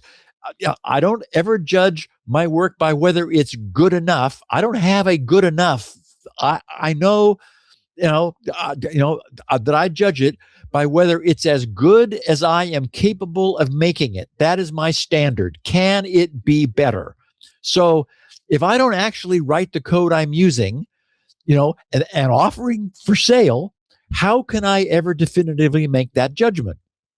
If no one or nothing sentient and personally responsible creates it, if the code just magically appears, and if there are large swaths of code that is never carefully inspected by anyone, how can I ever have confidence in what the code does? Sure, I know. Test, test, test. I get that. That is, after all, the model that many of our development testers know quite well. That's the development model that is evolved with the code that I currently offer by hand is validated. But is the appearance of the code working, or the code no longer being seen to fail, an adequate replacement for someone actually writing the code for a purpose? I don't know. But I do know that the entire world is objectively going nuts over AI written code. Perhaps the reason for this is that there is tremendous pressure within the larger code creating universe to create more code with fewer human coders. So perhaps it's the fact that I truly love writing code myself and that I feel very little pressure to produce more code faster. Maybe that's, why the balance for me, the scale hasn't tipped. I've talked about days past when my little company employed many more people, many of whom I was actually jealous of, since they were getting to do the work I wanted to be doing instead of just managing them doing that work. If that's the case, why would I want to have an AI producing code that I would then not have the joy of writing for myself? All of the foregoing suggests that the answer to that question, when will Steve be using AI to author his code? The answer is at least not yet. But we should point out, Steve, you're kind of a unicorn. You're kind of a I'm just talking. Yes. The question is me. Yeah. I mean, our listeners have been asking, Steve, you're talking about Claude Code and how great it is. When are you going to use it? And I'm explaining why maybe never. Yeah. But nobody, how many people work like you? I mean, you're really an anomaly. You weren't in the past. There were a lot of people like Peter Norton and stuff who wrote their own stuff and shipped it and so forth. But most code these days is written by large teams, with all sorts of layers of review and architecting. And I think for a lot of what is written today, AI makes perfect sense. Not for you, because you're, and Leo, you'll notice I didn't say otherwise. No, I agree. No. Yeah, and you're right. I agree with you 100%. Yeah, and I do. Anybody who loves to write code should write code. If you love it, you should write it. Why not? That's not. But I have to say, I'm not sure I fully agree with this tweet, because one of the things you're not going to see, frankly, if you have AI written code, is temp. Whatever was it? Temp fix _, because it won't get patched. It'll be created whole. Code is so cheap that you refactor, you redo it. You don't do that kind of. That's what humans do. They apply a little spackle, a little bondo to the code. That's not what happens, or shouldn't, with AI if it's being done right. I think really the experience people have with AI coding depends a lot on their own mindset and how they've gone about it, and how it really, you become, instead of the coder, you become the kind of more like the product manager. Yeah. Yes. And a good product manager really thinks deeply about specs, is willing to throw out code and start over. I mean, and Leo, I remember, I always say what we have today is not what we're going to have tomorrow. It's going to very much change. That's the other thing. He says 41% of code written in 2025. Well, the thing that changed everything was November 24th, 2025. Right.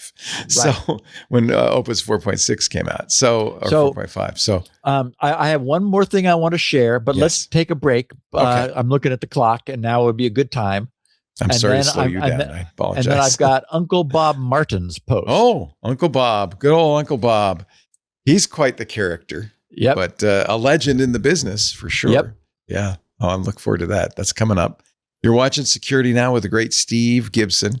I'm really glad that there are people like you, Steve, that that are artists. You wouldn't expect a machine to paint the Sistine ceiling. You're an artist. That's absolutely great. But I am not. So I appreciate having an AI to do some of my coding. And there's a whole different side of just getting the job done. Sure. And that's what most people are doing, frankly. And I'm going to share a post from a listener after this that takes the exact reverse. This has changed his life. Yeah. Yeah. And then, and I will say, when I do coding puzzles like Advent of Code, I have no interest in having AI do it. No, because the whole point of it is me having the fun of writing a solution. And in fact, AI ruined the whole challenge. It really did. It actually hasn't been a very good influence on it. He had to change everything. Let me talk about our ad for this segment of Security Now. This episode brought to you by Adaptive.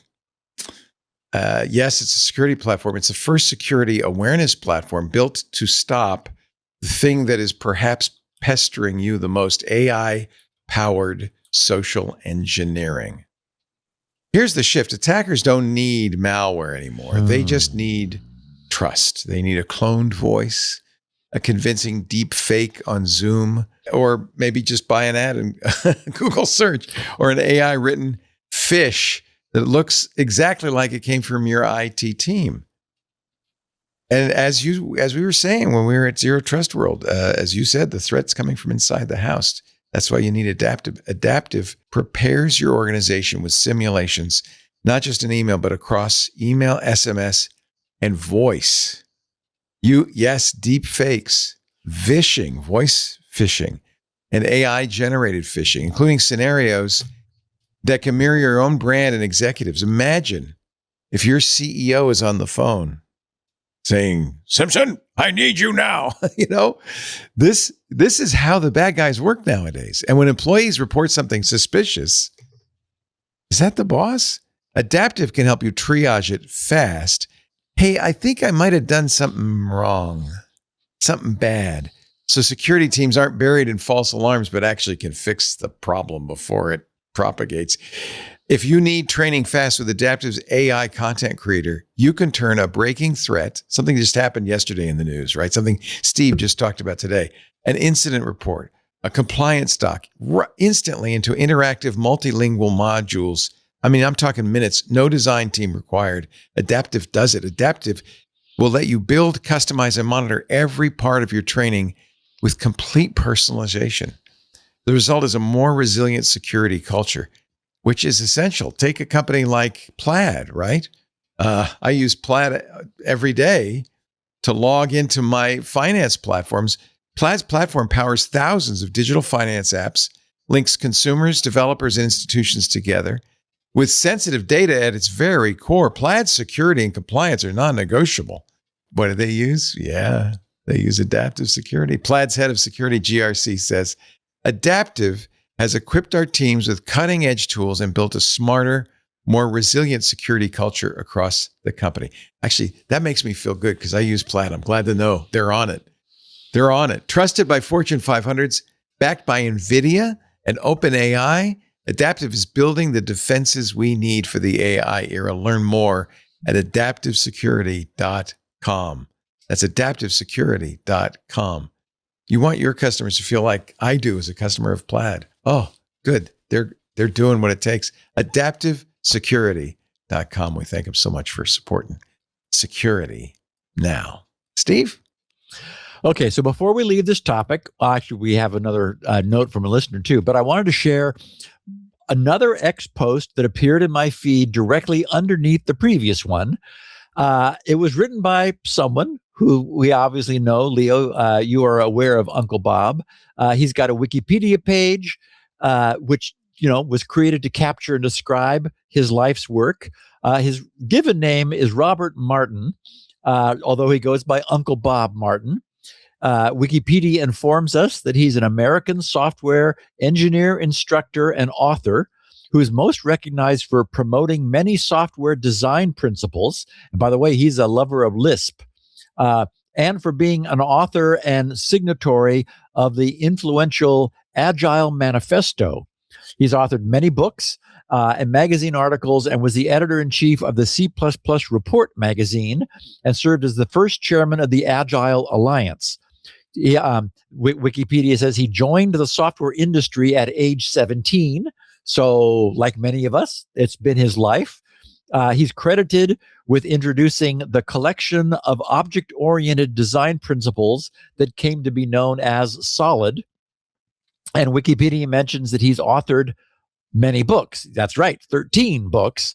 Since I'm going to share what I think is an interesting observation, which really made sense about the current state of AI-generated code, I want to first clearly establish his bona fides.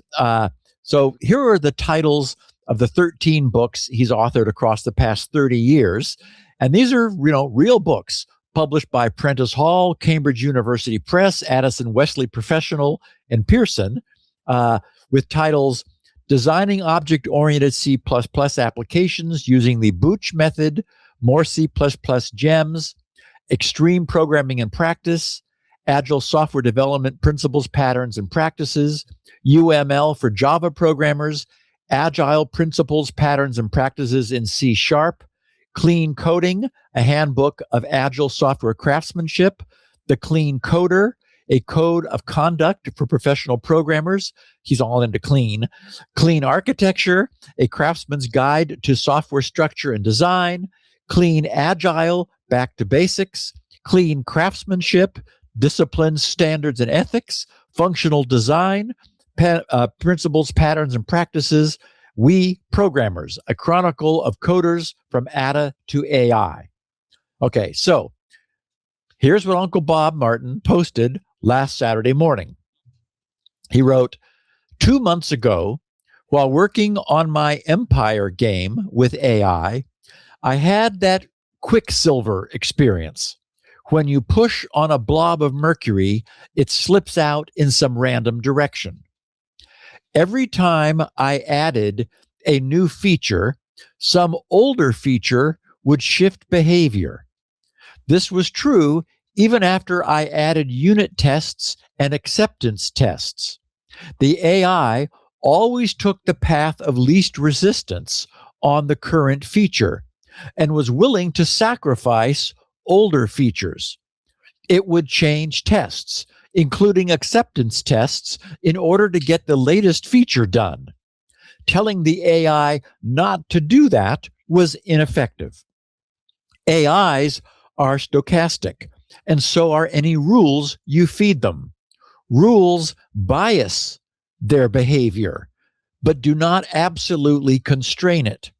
When I called them out on breaking rules, they apologize and swear they won't do it again, but they can't really make that promise. They are, in the end, liars and cheats.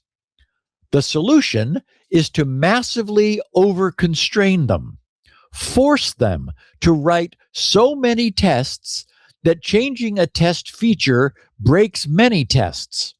They feel that force and retract the change. It's like peer pressure with a lot of peers. At the same time, I reduce the chances for collateral damage by continuously forcing the AI to partition everything into small, decoupled units. That way, it's not easy to break one feature while implementing another. It also keeps the AI from getting confused by its own messes. The final goal is semantic stability in the face of continuous development. The things that worked before keep working as they were, while newer things get added. This is a continuous effort.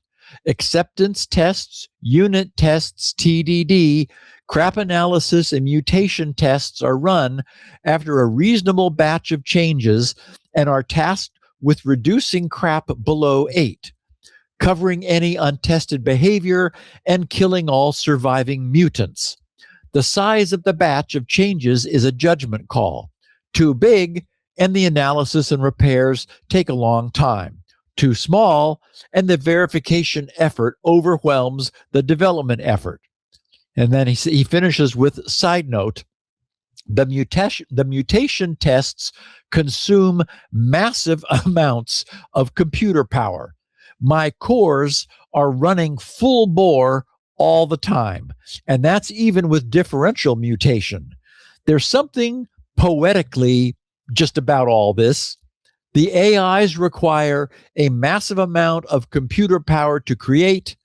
What they create for us takes a massive amount of computer power to keep stable. So, okay. I think this has to do with the size of what he's trying to accomplish, right? Like, he's building something big and it's tending to get slippery, like liquid mercury where you push on it and it slips away. But from the start of our discussion of AI, I've been saying that I firmly believe AI will have a very bright future in coding. I still believe that's true, 100%, but not today's AI. Today's AI is still general purpose AI. It's like asking AI for that list of very high quality random numbers. Doing that perfectly, which we know how to do, requires specialization, not generalization. This is every bit as true when it comes to writing code correctly. The laughable, catastrophic mess Bob describes in his posting, commonly referred to as attempting to herd cats, is not the way to write code. These 4 sentences from Bob's posting say it all. He wrote, AIs are stochastic, and so are any rules you feed them. Rules bias their behavior, but do not absolutely constrain it. He says, when I call them out on breaking rules, they apologize and swear they won't do it again, but they can't really make that promise. They are, in the end, liars and cheats. I believe that in those 4 statements, Uncle Bob exactly and perfectly captures the state of play today. But that's only today. I'm always, as I keep saying and noting, very careful to state that nothing we have or believe we have today regarding AI will hold tomorrow. And Leo, your November 28th date is a perfect example. On November 27th, we had one thing. Yeah. On the 29th, the world changed. It's not at all done changing. We're like in that first round of home computers that were interesting, and a lot of us got them, but they never got off the ground. It took another, a bunch of more evolution and time for it to finally reach critical mass. And so the way I think this will shake out is that someday we will have many differing forms of application-specific AI. I suspect that's where the answer lies, at least the practically economic answer. As I understand today's AI operation, having a single super genius AI that contains all knowledge and does everything perfectly may be possible, but is incredibly wasteful, as in way too expensive to contain and operate if all you want is high quality code.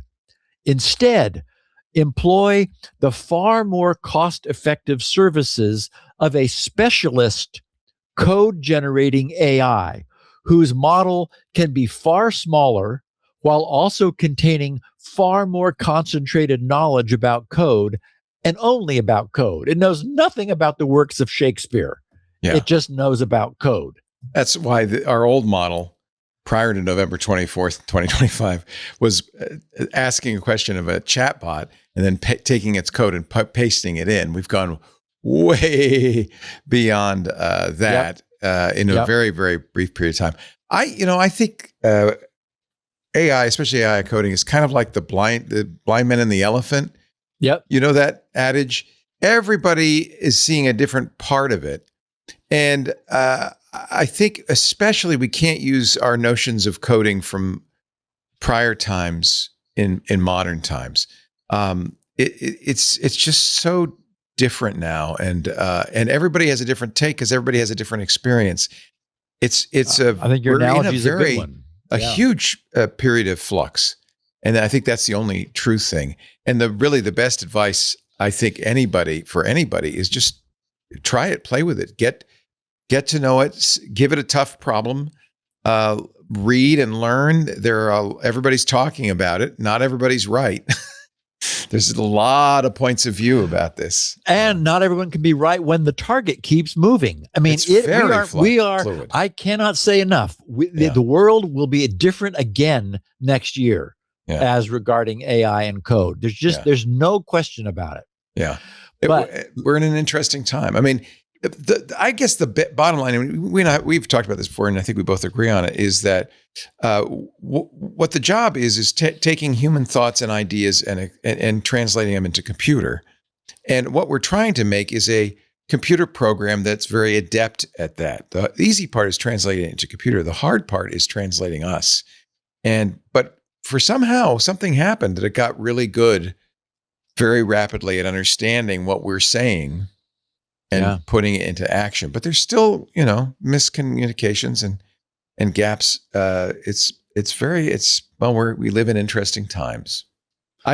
Uncle Bob's very prolific, talks a lot about this. I actually saw this tweet. He's very active on X and talks a lot about this. Very interesting. Yeah. So here is an example of AI on the flip side. Our listener, Craig, his subject of his email was hard to describe. He wrote, "First, I'd like to say thanks for mentoring me throughout nearly my entire career. Now retired, I ran the IT department for a 50-employee DoD/DOE subcontractor.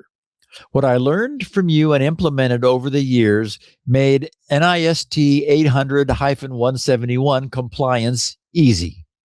And I can proudly say that my company was never hacked. Oh, wait. Aside from that, where's Kitty, who created a hidden FTP site on my public FTP server? Remember those days? LOL. But aside from that, never once was my network taken down. I had weekly security awareness training for my users, almost always from your show.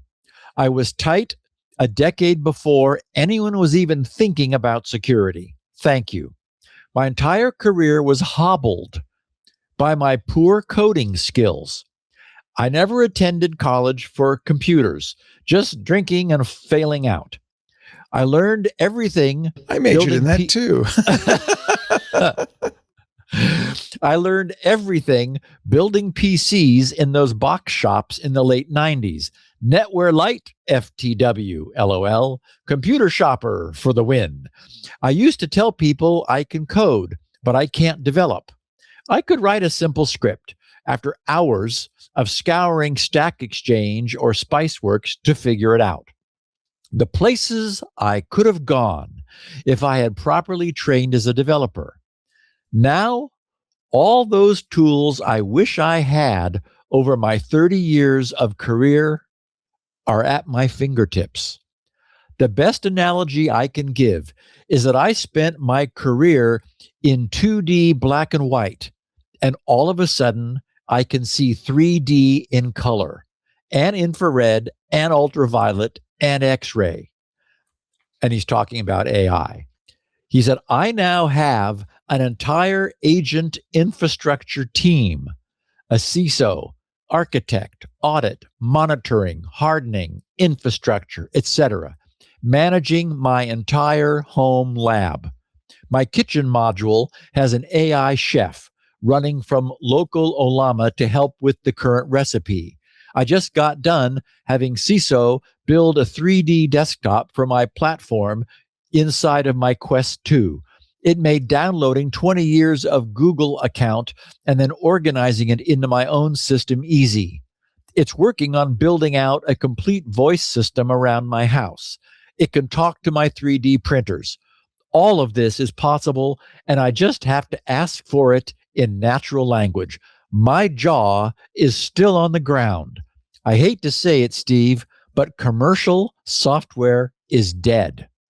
I don't need to buy what I can have my agents write. All I need are GPUs. So anyway, I just thought that was a great snippet from one of our customers whose life has been changed thanks to AI. That's nice. Really nice. Yeah. Okay, our last break, and then I'm going to share my 100% positive experience with CISA's free internet scanning and pose the question, why are we not all doing it too? Yeah. Well, I'm going to try. I mean, I guess I don't have multiple IP. Well, I guess I do have 2 IP addresses. I guess, I don't know. I have one static and one theoretically changeable that never changes. You have resources for TWiT, right? Or are they just no, it's cloud? It's all cloud. Yeah. all distributed stuff. Yeah. It's all over the place. So it would be a small enterprise that has, a block of network space. That, Russell could do it. I'll have Russell. Florida. Russell. He's in Florida? Okay. He can do it from Florida. What do you mean? He doesn't work when he's in Florida?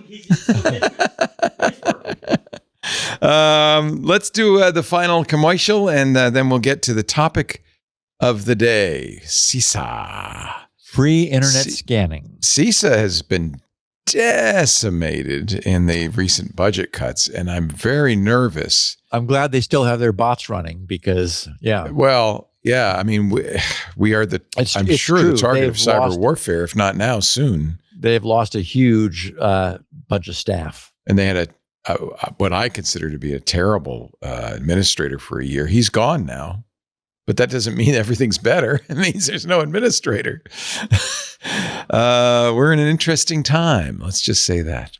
This episode of Security Now brought to you by Meter. I'm going to go see these guys at RSA. I'm very excited about seeing these guys at RSA next week.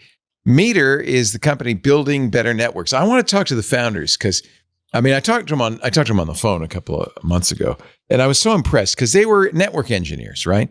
Who felt your pain. If you're a network engineer, they know the headaches. You know the headaches. Legacy providers with inflexible pricing.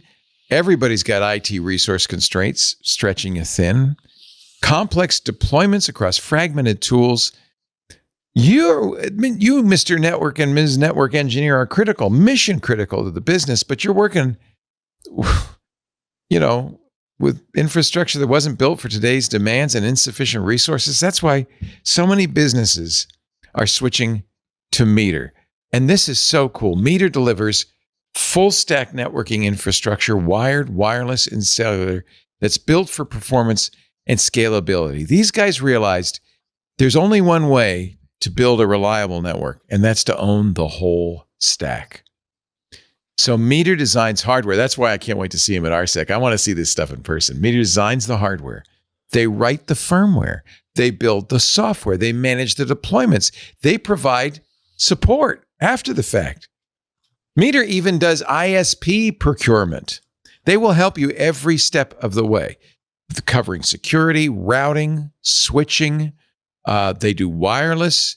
They do cellular. They do firewall. They do power. Power's important, right? DNS security. They'll help you with VPNs, with SD-WANs, with multi-site workflows, all in a single solution.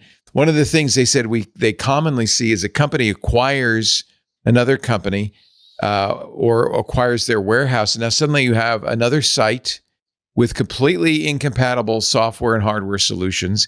You got to get it on your network. You got to get it reliable. Some of these warehouses are 100,000 square feet. So there's all sorts of challenges with wireless. And they go in and they get it all working. They fix it all with their own hardware and software. Meter's single integrated networking stack scales. They are in major hospitals. That's another challenging environment because of all the equipment, right? They're in branch offices, warehouses, large campuses. They're in data centers. You know who uses Meter in their data center? Reddit. There's a network that must perform, right? The assistant director of technology for Web School of Knoxville loves Meter. They said, this is a direct quote, we had more than 20 games going on campus between our two facilities. Each game was streamed via wired and wireless connections. The event went off without a hitch. We could never have done this before Meter redesigned our network. With Meter, you get a single partner for all your connectivity needs, from first site survey to ongoing support, without the complexity of managing multiple providers or tools.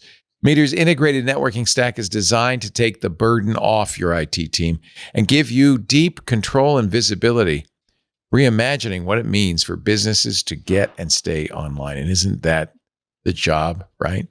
Meter is built for the bandwidth demands of today and tomorrow by people who know your pain. They've been there and they're here to help. We love Meter. Thank you so much for sponsoring. I can't wait to meet you, Meter, next Tuesday at RSEC. Go to meter.com/security now to book a demo today, or if you're going to RSEC, go on over to the booth, meter.com/security now to book a demo. And that reminds me, Steve, I will not be here next week. Mike will be doing the show. Yeah. Yep. I'm going to miss Tuesday's shows so that I can go to the RSA conference, which I have never been to. So I'm really excited. I get to go to this. It's going to be so much fun. We're going to see a lot of sponsors. So that'll be neat too. All right, let's talk about CISA. Okay, so last week I shared feedback from a listener who shared with us that his organization uses CISA's free internet network scanner to keep an eye on his organization's network security exposure. He explained that when he first had CISA scan their network, what they found was quite bracing and brought their other IT people up short. And as I also noted, his sharing that with me raised my own curiosity about just who might qualify for CISA's periodic scanning. It's formally known as CISA's Cyber Hygiene Service, and its page says, reduce the risk of successful cyber attack. Cyber threats are not just possibilities, but harsh realities, making proactive and comprehensive cybersecurity imperative for all critical infrastructure.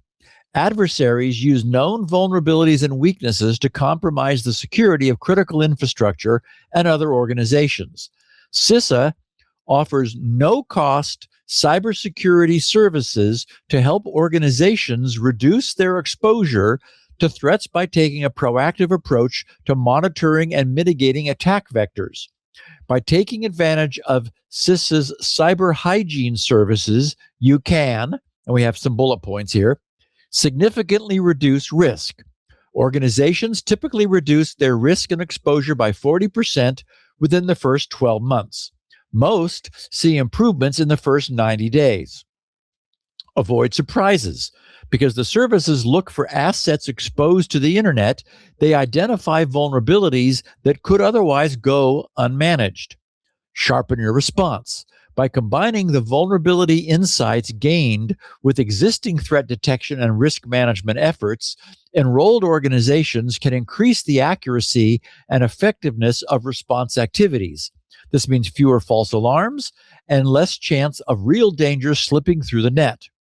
Broaden your security horizon. CISA's scanning is about more than pinpointing vulnerabilities. It's about expanding your organization's security boundaries, from basic asset awareness to daily alerts on urgent findings. You'll be in a better place to make risk-informed decisions. They said CISA's cyber hygiene services include vulnerability scanning. This service continuously monitors and assesses internet accessible network assets, public static IPv4 addresses, to evaluate their host and vulnerability status. In addition to weekly reports of all findings, you'll receive ad hoc alerts about urgent findings like potentially risky services and known exploited vulnerabilities. And web application scanning. This service deep dives into publicly accessible web applications to uncover vulnerabilities and misconfigurations that attackers could exploit. This comprehensive evaluation includes, but it's not limited to, the vulnerabilities listed in the OWASP Top 10, which represent the most critical web application security risks. This service provides detailed reports monthly, as well as on-demand reports to help keep your application secure. Okay, so I brought all this up again because my experiment to see whether GRC's little, decidedly non-governmental, non-tribal 16 IP network block might qualify to receive CISA's automatic periodic background security scans and reporting. And it was a resounding and surprising success.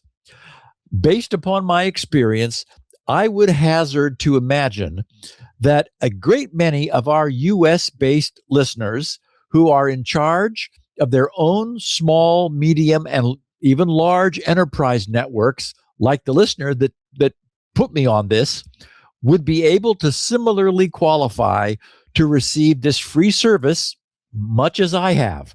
And if so, why wouldn't everyone wish to avail themselves of this entirely sane, zero-cost service offered by an agency of our federal government.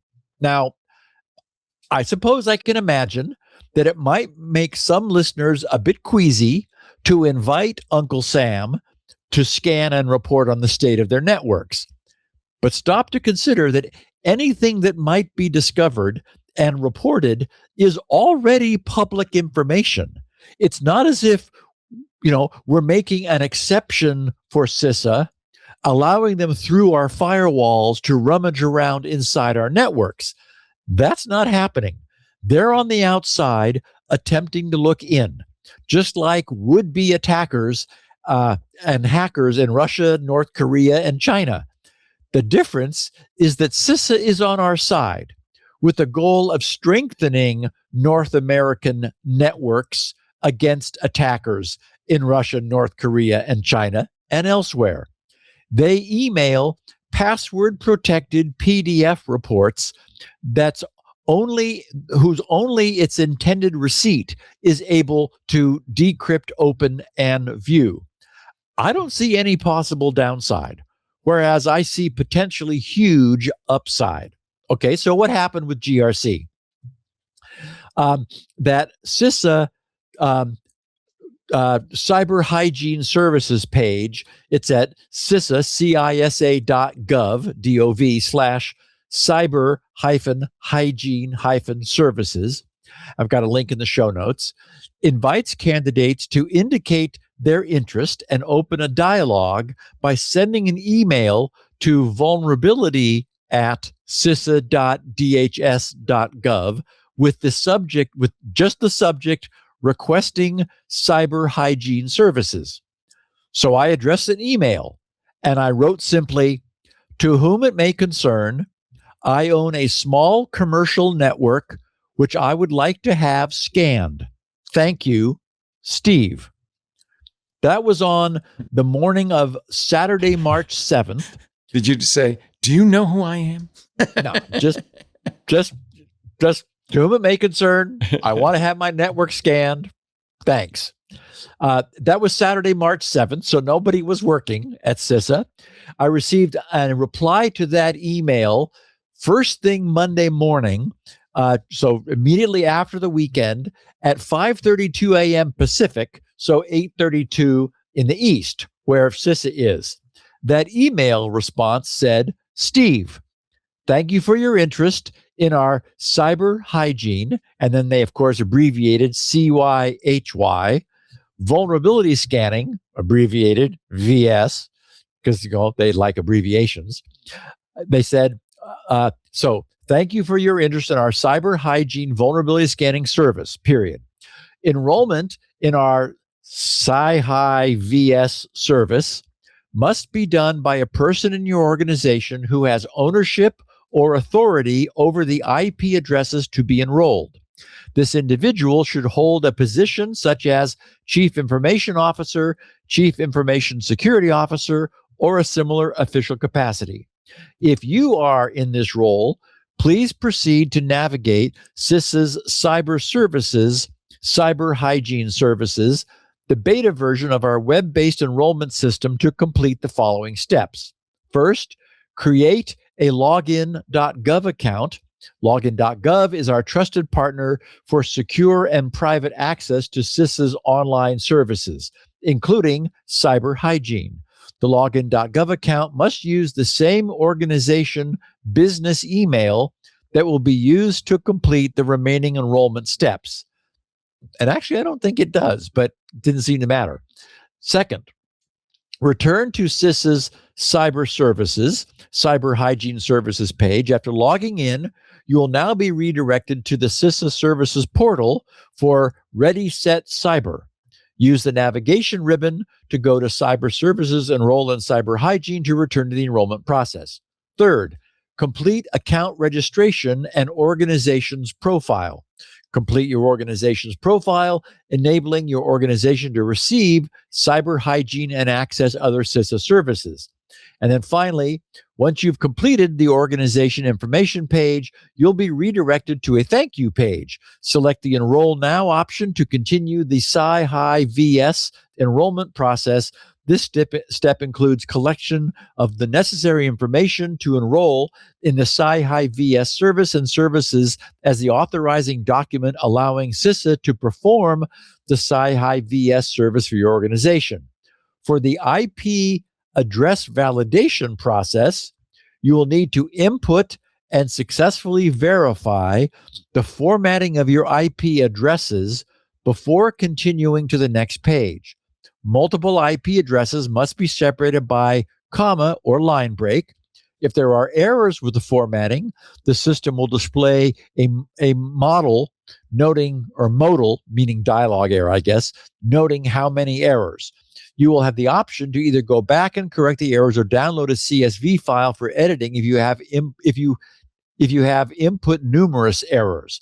If you have questions regarding your enrollment, please reach out to us at this email address. Best regards, Matt Leon, CISA Vulnerability Management Intake Team, blah, blah, blah. So I went back to CISA and logged in at login.gov, where I already had an account, since I'm 70, soon to be 71, and I use login.gov for managing Social Security, renewing my global entry certification and driver's license. So I was then bounced back over to CISA, where I filled out a modest and not very intrusive questionnaire. It wasn't a lot to tell them. Around 10 minutes after completing that process, I received another email with the subject CISA Organizational Account Confirmation and an invitation button to complete the sign-up process. I may have done something there, I don't recall, but either way, the email trail shows that 13 minutes later, after that one, I received a final email with the subject Cyber Hygiene Vulnerability Scanning Acceptance Letter. I thought, that was easy. Congratulations. You got in. The letter said, welcome to CISA's Cyber Hygiene, Sci-Hi, Vulnerability Scanning, VS. These people really do love their abbreviations. The letter says, your Sci-Hi VS acceptance letter has been processed, and a copy of the letter has been attached for your convenience. Your organization has been placed in queue for inclusion into the CISA Sci-Hi VS service. Scanning will begin as soon as your request file is processed in alignment with your requested scan start date. If not otherwise specified, scanning begins immediately. The letter continues, please keep an eye out for traffic. And actually, my logs showed the scanning. Keep an eye out for traffic from Sci-Hi VS scanning IPs, which will signal to you that scanning has begun. You will receive your first Sci-Hi VS report via email on the Tuesday following the initial scan, which is based on your requested scan start date.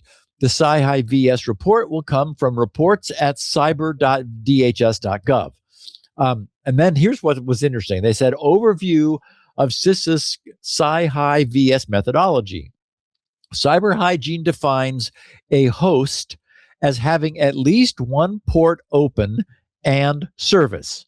Scanning of hosts occurs continuously between each weekly report.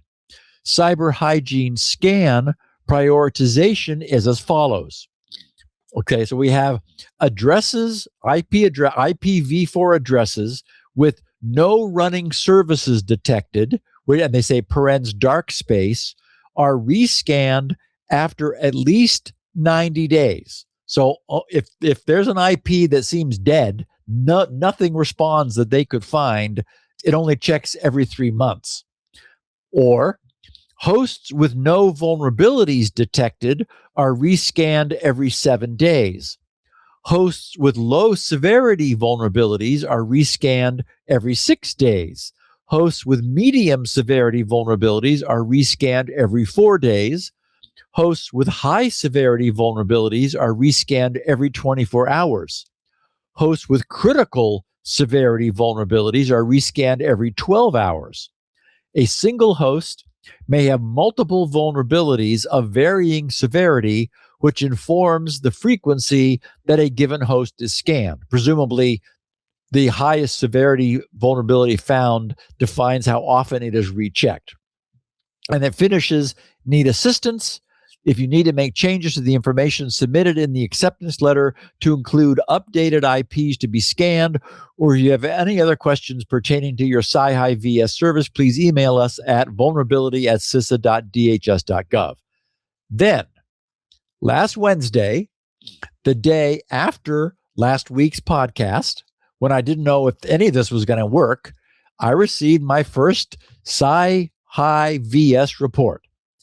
Now, I'll admit I was actually somewhat surprised to see that CISA had not found anything critical to complain about, like I thought maybe, but that's not to say that CISA did not find anything.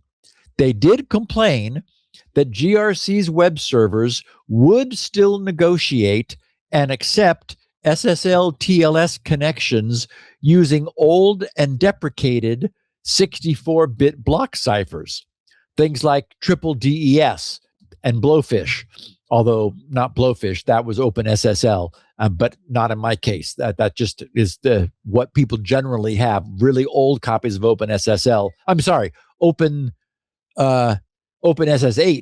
can use Blowfish and should no longer. So what caused my heart to initially skip a beat or two was that their report's headline was urgent vulnerabilities detected. And I thought, what? So obviously that commanded my attention. Their report enumerates their findings by vulnerability description, also whether it is known to be exploited, because as we know, that CISA's KEV, right? KEV, known exploited vulnerabilities. That's one of their big deals. So they've got a column in the report for that, whether it's known to be exploited. Also, whether ransomware is known to be exploiting it, because obviously that drives an interest in that vulnerability and in being compromised by ransomware. There's a column for its severity, the host IP address and port where they found the vulnerability, and the date and time of its initial discovery. In this case, all of GRC's web server IPs at the HTTPS port 443 share the vulnerability that CISA identifies as, quote, SSL medium strength cipher suites supported. And then in parentheses, they said suite 32. That's the vulnerability's name. It is not, however, known to have ever been exploited. So in the column of known to be exploited, it's no all the way down. The reason is that the suite 32 vulnerability and attack is theoretical. It's called suite 32 because the theoretical attack has a complexity of 2 to the 32, meaning 1 in 4 billion or 4.3 billion. The suite part of the name comes from the pun Sweet 16 because it's a birthday attack. You need to do a whole bunch of things, recording all of them, and then looking for any collision between any two, thus the birthday attack. The vulnerability has its own website at suite32.info, which explains the nature of the attack, writing, an important requirement for the attack is to send a large number of requests in the same TLS connection. Therefore, we need to find clients and servers that not only negotiate the use of triple DES, but also exchange a large number of HTTP requests during a single TLS connection without ever rekeying. This is possible using a persistent HTTP connection as defined in HTTP 1.1 with Keep Alive. On the client side, all browsers that we tested, Firefox, Chrome, Opera, will reuse a TLS connection as long as the server keeps it open. Okay, so it says a large number of requests during a single TLS connection. But exactly how large? In their own testing to recover a 16-byte authentication token, which might be an HTTP cookie, for example, a 16-character cookie, which would be two 64-bit encrypted blocks, because this is an attack on 16-bit block encryption. They needed to keep a single TLS connection established for 18.6 hours, during which their client pounded on the server with a storm of continuous small HTTP requests, finally transferring 705 gigabytes of data in the process. In short, at least for GRC, this is not a real problem. But that does not mean there's any way for me to defend GRC's now totally unnecessary support for this old and admittedly weaker than it needs to be triple DES cipher today. So I very much appreciate the reminder nudge from CISA, and I've already tweaked the cipher suite configurations of GRC's various web servers so that the next time they're rebooted, their support for that long ago deprecated triple DES cipher suite will disappear. It hasn't been useful for a long time. It's only there because of inertia, but we know about inertia and security. So that's the story of GRC's establishment of an ongoing, very valuable, free vulnerability scanning service courtesy of CISA. As I said, I cannot imagine why anyone listening to this podcast who's responsible for anything more than a single IP home network or any sort of truly fixed pre-assigned IPs, which are pointed to by DNS, would not wish to immediately avail themselves of CISA's free scanning service. You won't know what might surprise you until you do. And even if you find nothing, that would be super useful to know too. If you do find something, it might be very important. And, the more that's going on within a complex networking environment involving multiple departments and overlapping responsibilities and people who've been terminated and blah, blah, and we don't know what equipment they left running and different configurations, the more of that there is, the more chance that something unsuspected may be there. So win, win, win, win, win. That's my motto for the day. You won't know what might surprise you until you do. I love That's why it's a surprise. Surprise! Sci-Phase found the GitHub repo for all this stuff. So I don't know if that means it's open source. I don't know if you could take the GitHub repo and compile it and make it be why not have it done for you? Yeah. Well, why not? Exactly. But it's kind of cool that they've put this all online. Yep. 41 repositories on GitHub under CYHY. Nice. So you can at least see what they're doing. That's pretty cool. It's a lot of shell scripts. There's shell and Python. Yeah, it's running on their infrastructure, and I did get. So I got that one report that had that one vulnerability. Then a couple days later, I got a 34-page beautiful PDF that had charts and graphs, and it was tracking vulnerabilities and like bar graphs and how long has this been around. I mean, it is really valuable. And the listener who put me onto this noted that this replaced for their insurance provider a service that they'd been paying $6,000 a year for. Right. And that was an annual scan. So something could be bad for a year before it would get seen. I can see some enterprising person taking all this code, getting it running, and making their own commercial version of this. It's open source, though. CISA has its own, I love this, GitHub repository, CISA Gov. Commit today, secure tomorrow. Oh, I like it. Oh, that's what they say. It's their motto. Yeah, commit today, secure tomorrow. I've got another motto now. I've got 2 mottos from the last section of this show. That's pretty impressive. Steve, you are pretty impressive. We appreciate everything you won't know what might surprise you until you do. You do. Surprise! Steve Gibson's at grc.com. If you go there right now, you will find SpinRite, the world's best mass storage performance enhancing repair and maintenance utility. I mean, just everybody should have it. If you've got mass storage, you need SpinRite. You'll find 6.1 there. That's Steve's bread and butter. You'll also find another new program he just wrote. For a mere $10, you can get the DNS Benchmark Pro.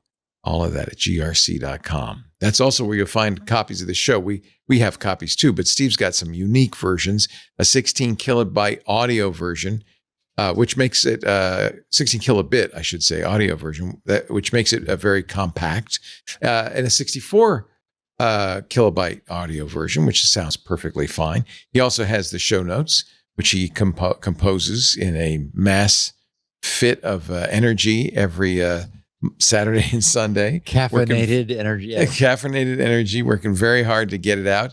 And it's worth getting that. 20 pages thereabouts every week. You can, of course, download it from the site. But Steve also has a mailing list. I'll tell you how to get on that in just a second. If you want to have it mailed to you automatically, get your little kick on Monday, see the picture of the week before everybody else does. Or he if also you has want transcripts. if you want to, in this case, Yes. submit your suggestion for the caption contest. That's right, baby. Yep.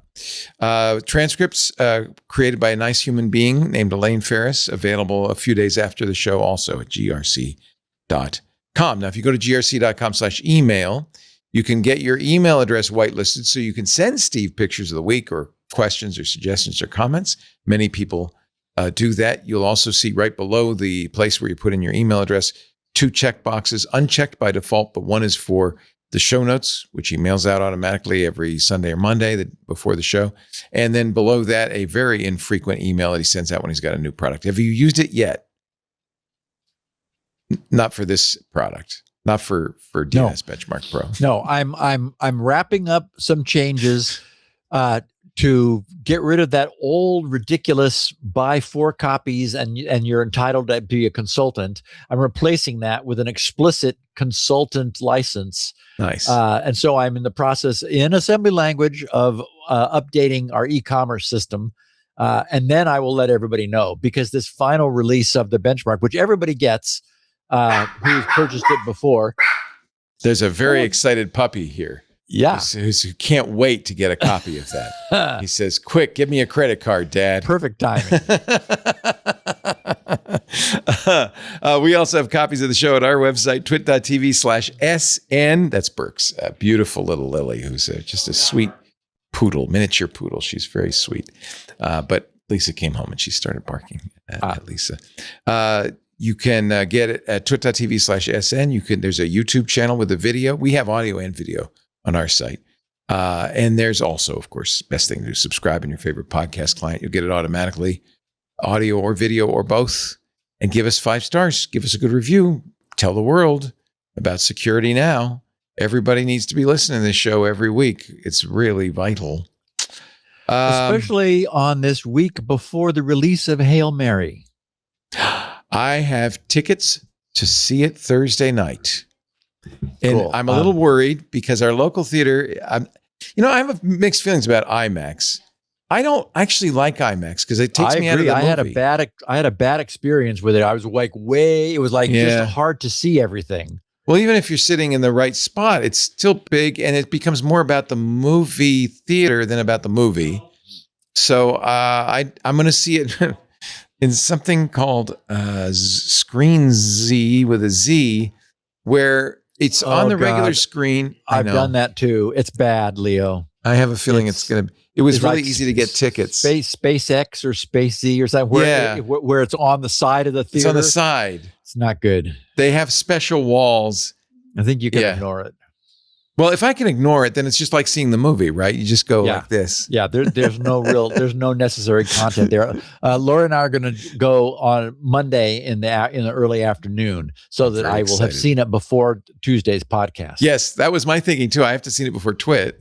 Yeah. We both love the book. We love Andy Weir. Read it twice. Should probably get Andy on the show to talk about the movie. We'll try to get Andy because I've interviewed him for every single book he's put out. So I love Andy. And so anyway, for our listeners, Project Hail Mary opens on Friday or Thursday night. If you're, it is. Oh, the reviews are fantastic. Oh, good. I didn't know that. Oh, I've been looking at them. Super positive. I have been reading them because I don't want any spoilers. Even though I read the book, I know what's going to happen. I've read the book twice. Yeah, I had to have a exactly refresher. Yeah. The reviews are very positive. People are saying this is the best movie. You're going to love it. I'm so excited. So excited. All right, Steve, we'll talk about it next Tuesday on security. Well, no, I won't. You and Micah will. Yeah. But are you going to talk about it on Sunday? Yeah, probably. Sure. Okay. I'll talk, as much as I can without spoiling it for anybody. Yeah. I'll give you my review.